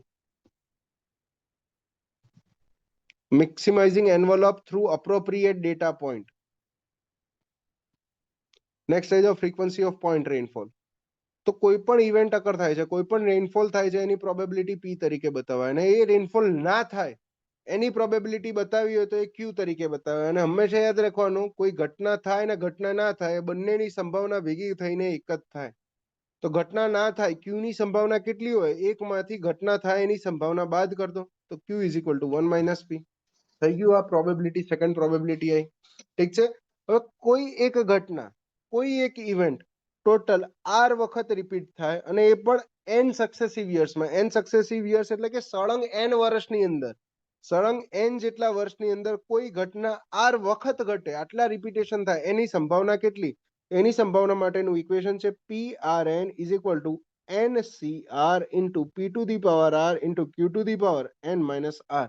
આ નહીં યાદ રાખો તો ચાલશે, કોઈ ટેન્શન નથી. તમારા લેવલે આ ક્વેશ્ચનની જરૂર નથી, પણ કામ શું રાખવાનું છે? કામ આમાં જરૂરી એ છે કે આમાં જે ઘટના નીકાળીએ છીએ, ઘટનાની સંભાવના પી નીકાળીએ છીએ, આ પી ની વેલ્યુ ક્યાંથી આવે? તો પી ની વેલ્યુ નીકાળવા માટે આપણી પાસે આટલા એમ્પેરિકલ ફોર્મ્યુલા છે. એમ્પેરિકલ ફોર્મ્યુલા ડાયરેક્ટ એક્ઝામમાં પૂછે છે, યાદ રાખી લો. અને એમાંથી સૌથી વધારે ઇમ્પોર્ટન્ટ છે કેલિફોર્નિયા, હેઝન અને વીબુલ. આ વીબુલ ખાસ તો વીબુલ ખાસ કે કેલિફોર્નિયા ઇક્વેશન શું કહે છે કે probability P is equal to M divided by N. Hazen કે છે P is equal to M - 0.5 divided by N. અને વીબુલ મોસ્ટ ઇમ્પોર્ટન્ટ, વીબુલ નો ફોર્મ્યુલા કે છે probability P is equal to M divided by N+1, જ્યાં N એ total number of data set છે, મતલબ મારી પાસે કેટલા વર્ષનો ડેટા અવેલેબલ છે, અને N એ ઓર્ડર છે. ઓર્ડર એટલે કે આટલા નંબરનો ડેટા છે એ રહ્યો.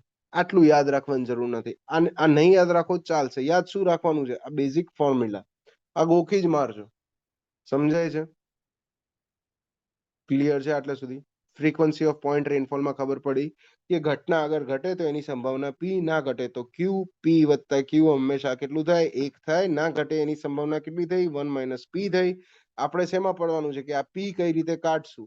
તો સાહેબ પી ક્યાંથી કાઢશો? તો પી ઇઝ ઇક્વલ ટુ ભાઈ ડાયરેક્ટ નીકળી જાય છે m ડિવાઇડેડ બાય n કેલિફોર્મના ફોર્મ્યુલાથી, m - 0.5 divided by n Hazen ફોર્મ્યુલાથી, અને m divided by n plus 1 Weibull ફોર્મ્યુલાથી. મેક્સિમમ તમને વીબુલ ફોર્મ્યુલા પૂછે છે એક્ઝામમાં. What is Weibull formula? Clear છે? હવે કોઈક જગ્યાએ ક્યાંક તમને રિટર્ન પીરિયડ પૂછે તો રિટર્ન પીરિયડ કોને કહેવાય? કહેશે કોઈ? What is return period? Return period on an average કેટલા વર્ષે એ ઘટના રિપીટ થાય એની વાત કરે છે. યાદ રાખજો, રિટર્ન પીરિયડ એટલે કે ટાઈમ. ઓન એન એવરેજ કેટલા વર્ષે ઘટના રિપીટ થશે? તો return period time T is equal two 1/p. MCQ માં આવી શકે છે. Time T is equal two return period time T is equal two 1/p. લખી દેજો તમારી નોટ્સમાં ના લખેલું હોય તો આ વસ્તુ. ઇનકેસ અગર તમારી નોટ્સમાં ના લખેલું હોય તો આ એડ કરી દેજો. ક્લિયર છે એટલે સુધી? કોઈને કઈ ડાઉટ?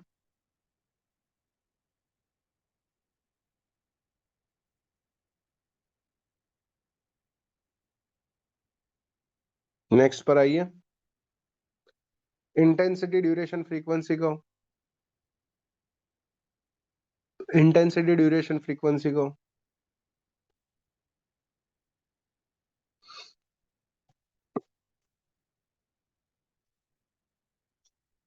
શું કહે છે? ઇન્ટેન્સિટી ડ્યુરેશન ફ્રીક્વન્સી કહો.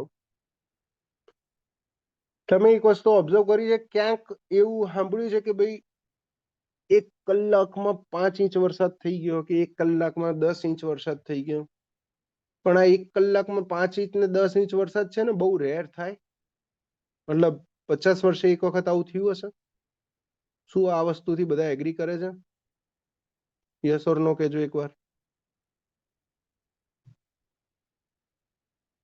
હમણાં જ ભાવનગરમાં થયો, પણ આ બહુ રેર થાય. એમ 20 વર્ષે, 30 વર્ષે, 50 વર્ષે આવી વસ્તુ થાય. રાઈટ? તો એનો અર્થ શું થયો?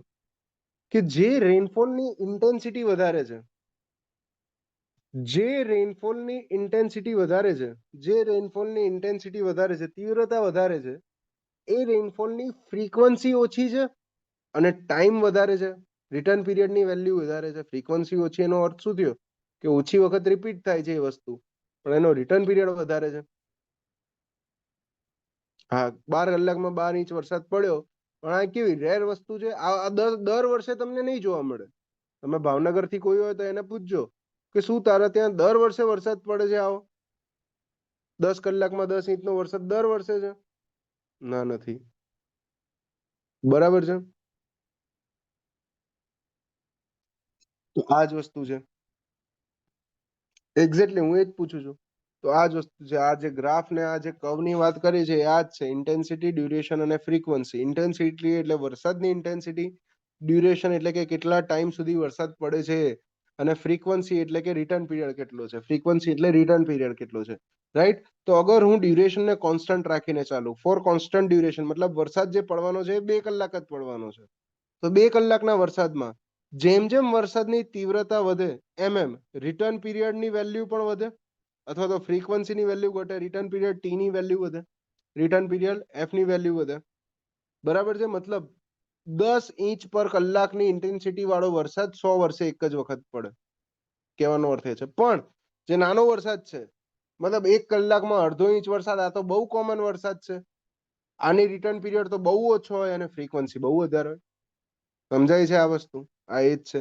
સેકન્ડ, કે અગર હું ફ્રીક્વન્સીને કોન્સ્ટન્ટ રાખી દઉં, મતલબ રિટર્ન પીરિયડને કોન્સ્ટન્ટ રાખી દઉં, આ રિટર્ન પીરિયડ જે અહીંથી મારો નીકળે છે, આ રિટર્ન પીરિયડને હું કોન્સ્ટન્ટ રાખી દઉં, રાઈટ?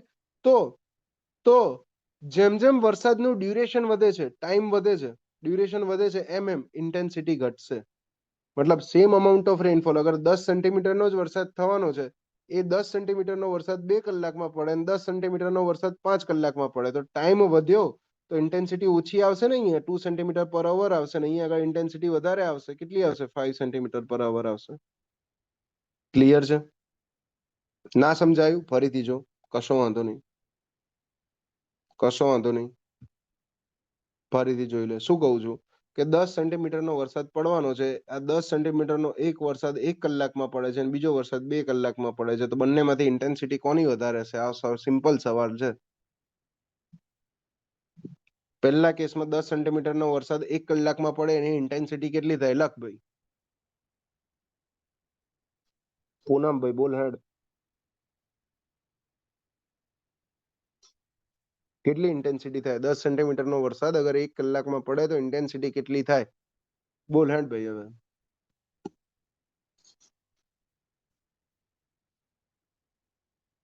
નાલે પૂનમને બોલવાનું કહું છું. મારે એ જોવું છે, અને ઇન્ટેન્સિટી ખબર છે કે નહીં? યસ, 10 સેન્ટીમીટર પર અવર. એટલો જ વરસાદ અગર 2 કલાકમાં પડે તો ઇન્ટેન્સિટી કેટલી થાય? બોલ હવે.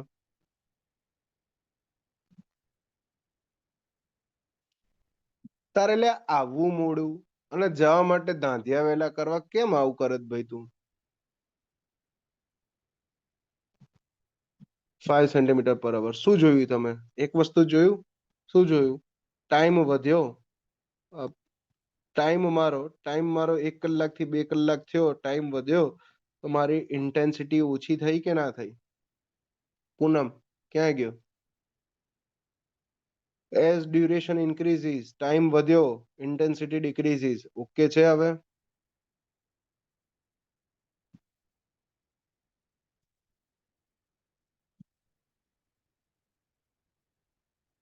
Bro done.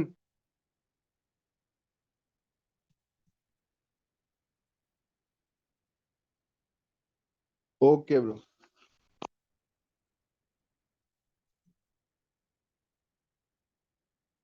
ક્યાં જવું તારે? આટલો પોઈન્ટ પતાવી દો, આટલો પોઈન્ટ પતાવી દો. બરાબર છે? નાનો જ છે. ઇન્ડેક્સ ઓફ વેટનેસ નાનો જ છે. ક્યાંય જવાનું નહીં. રેનફોલ પતાઈને જવાનું.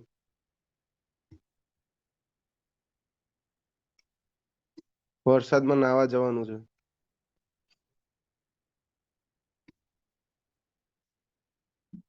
લાગે બીજી એકેડેમીનો છે.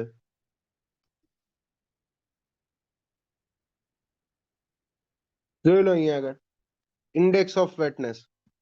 આમાંથી કયા ટાઈપનો સવાલ પૂછે? ઇન્ટેન્સિટી, ડ્યુરેશન, ફ્રીક્વન્સી પર. આ કોર્નરમાં લખ્યું છે. લેક્ચરના ટાઈમનું એક્ઝામ્પલ આપીને ઇન્ટેન્સિટી સમજાવો ને.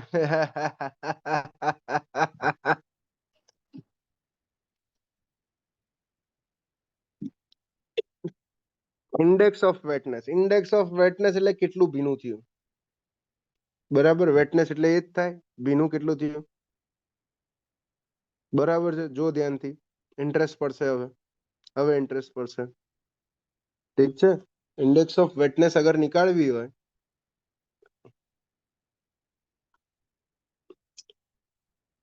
ઇન્ડેક્સ ઓફ વેટનેસ અગર નીકાળવી હોય તો કઈ રીતે નીકળે? ફોર્મ્યુલા છે rainfall in given year divided by average annual rainfall. અને એવરેજ એન્યુઅલ રેનફોલ માટે મેં આગળ પણ વાત કરી હતી, અહીંયા આગળ પણ ફરીથી કહું છું, યાદ રાખજો. નોર્મલ રેનફોલ હોય તો 35 વર્ષ હોય, નોર્મલ રેનફોલ હોય તો 30 વર્ષ હોય, જ્યારે એવરેજ એન્યુઅલ રેનફોલ હોય તો કેટલા વર્ષ હોય ભાઈ? એવરેજ એન્યુઅલ રેનફોલ માટે 35 યર્સ હોય. ઠીક છે? તો ઇન્ડેક્સ ઓફ વેટનેસ મારે આ વર્ષની ગુજરાત માટેની ઇન્ડેક્સ ઓફ વેટનેસ અગર નીકાળવી છે, મતલબ હજી તો પૂરું મોન્સૂન પૂરું નથી થયું પણ થશે. ઇન્ડેક્સ ઓફ વેટનેસ અગર નીકાળવી છે મારે, તો આ વર્ષે અગર એવું કે રેનફોલ આ વર્ષે રેનફોલ 90 સેન્ટીમીટર પડે છે અને એવરેજ એન્યુઅલ રેનફોલ ગુજરાતનો 100 સેન્ટીમીટર છે, તો ઇન્ડેક્સ ઓફ વેટનેસ કેટલી આવે? 90%. 90% આવે ને ઇન્ડેક્સ ઓફ વેટનેસ. આ વર્ષનો રેનફોલ 90 સેન્ટીમીટર અને ઓન એન એવરેજ છેલ્લા 35 વર્ષથી ગુજરાતનો rainfall on an average 100 centimetre, તો ઇન્ડેક્સ ઓફ વેટનેસ 90% આવી. તો આ ઇન્ડેક્સ ઓફ વેટનેસ 100% કરતા ઓછી હોય તો સારું કે 100% કરતા વધારે હોય તો સારું? તમને શું લાગે છે? 100% કરતા વધારે હોય તો સારું કે 100% કરતા ઓછી હોય તો સારું? ઇન્ડેક્સ ઓફ વેટનેસ વધારે હોય તો સારું. ઠીક છે? તો જો ઇન્ડેક્સ ઓફ વેટનેસ અગર 100% છે તો નોર્મલ યર છે. ઇન્ડેક્સ ઓફ વેટનેસ અગર 100% કરતા વધારે છે તો ગુડ યર છે. આ વર્ષનું વર્ષ ગુડ યર છે. તમે છાપામાં વાંચ્યું હશે કે આ વર્ષે 105% વરસાદ થવાની સંભાવના, અથવા તો ગુજરાતનો સિઝનનો 10% વરસાદ વરસી ગયો અત્યાર સુધી.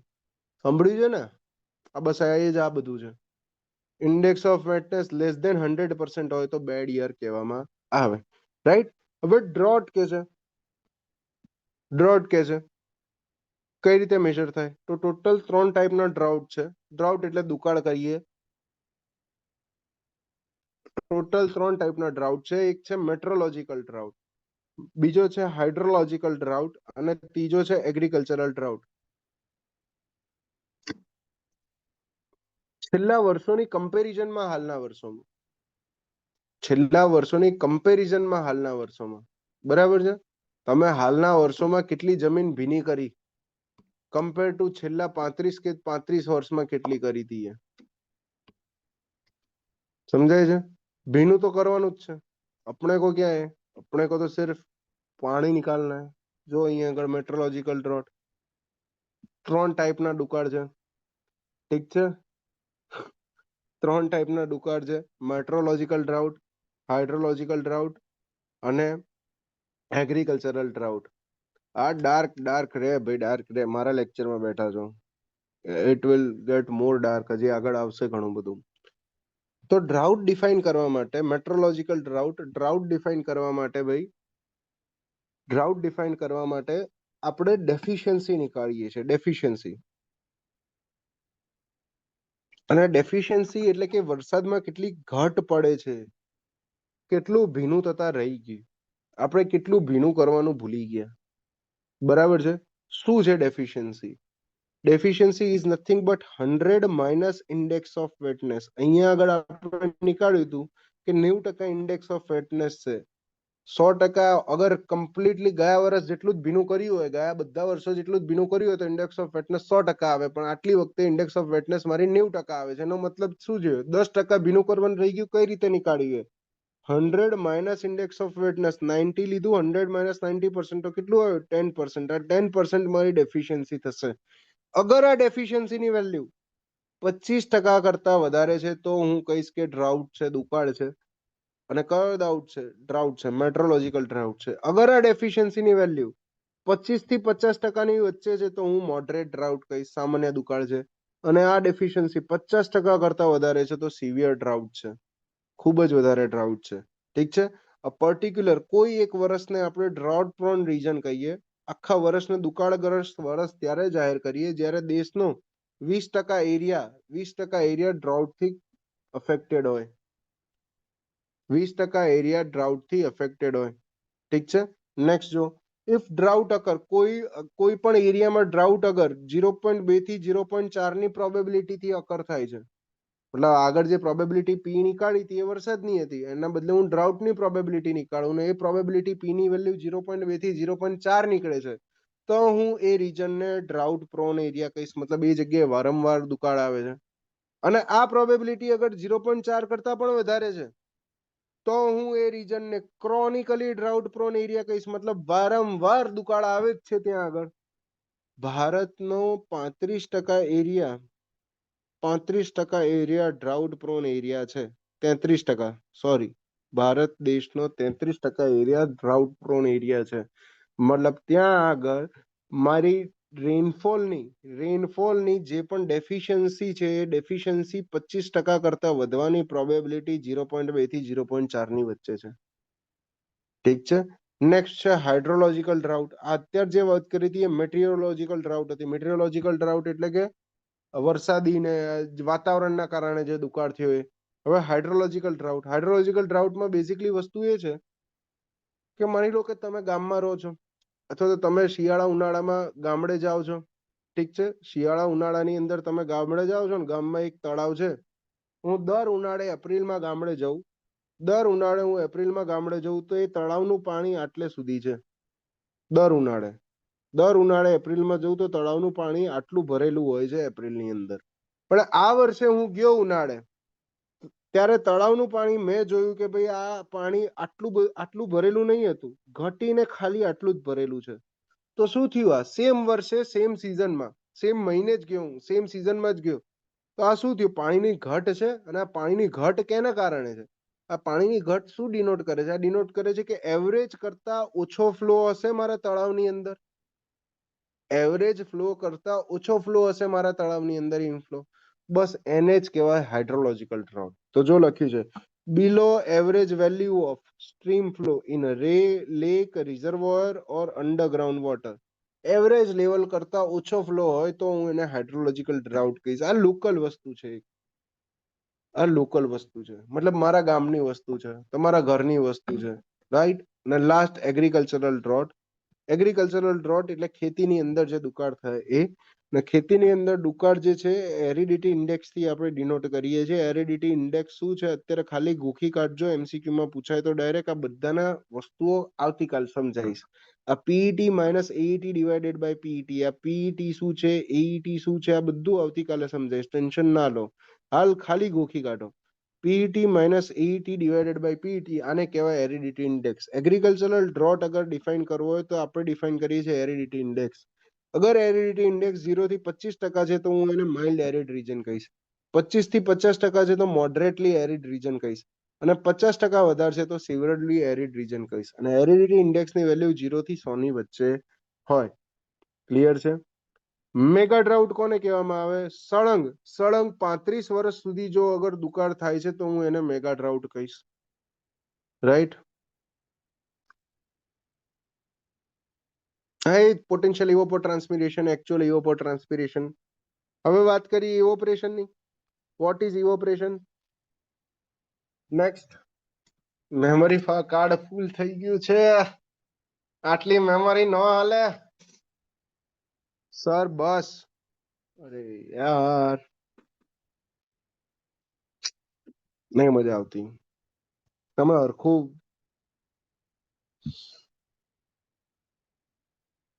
નેક્સ્ટ છે ભાઈ. સમજી ગયો લ્યા. તમારી કેપેસિટી ઓછી છે, વધારો. આટલામાં દુખવા લાગે છે, ના ચાલે. હજી શરૂઆત કરી જ મેં.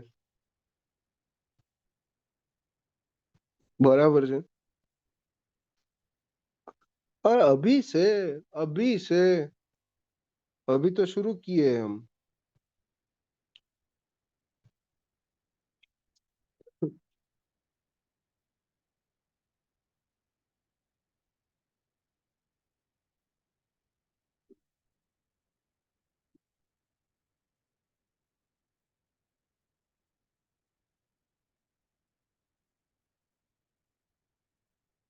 બપોરે રાખો. બપોરે ને બપોરે લા હવારમાં ના હોય ભાઈ. શિવાંગ, અઘરો માણસ છે તું.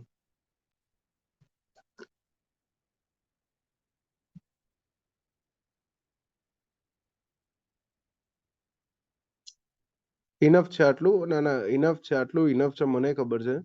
પણ એક વસ્તુ કરજો, બરાબર છે? એક વસ્તુ શું કરજો કે આના એમસીક્યુ સોલ્વ કરજો. આના એમસીક્યુ સોલ્વ કરજો, બરાબર છે? Okay.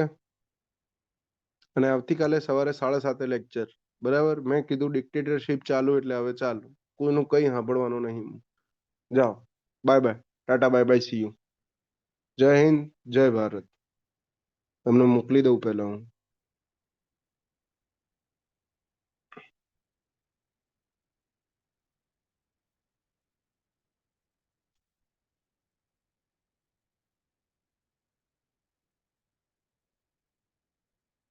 One two three four અને એક ઓલ ઇન વન માં હતું.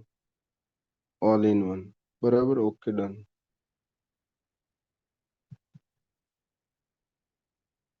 Thank you very much. જય હિન્દ, જય ભારત.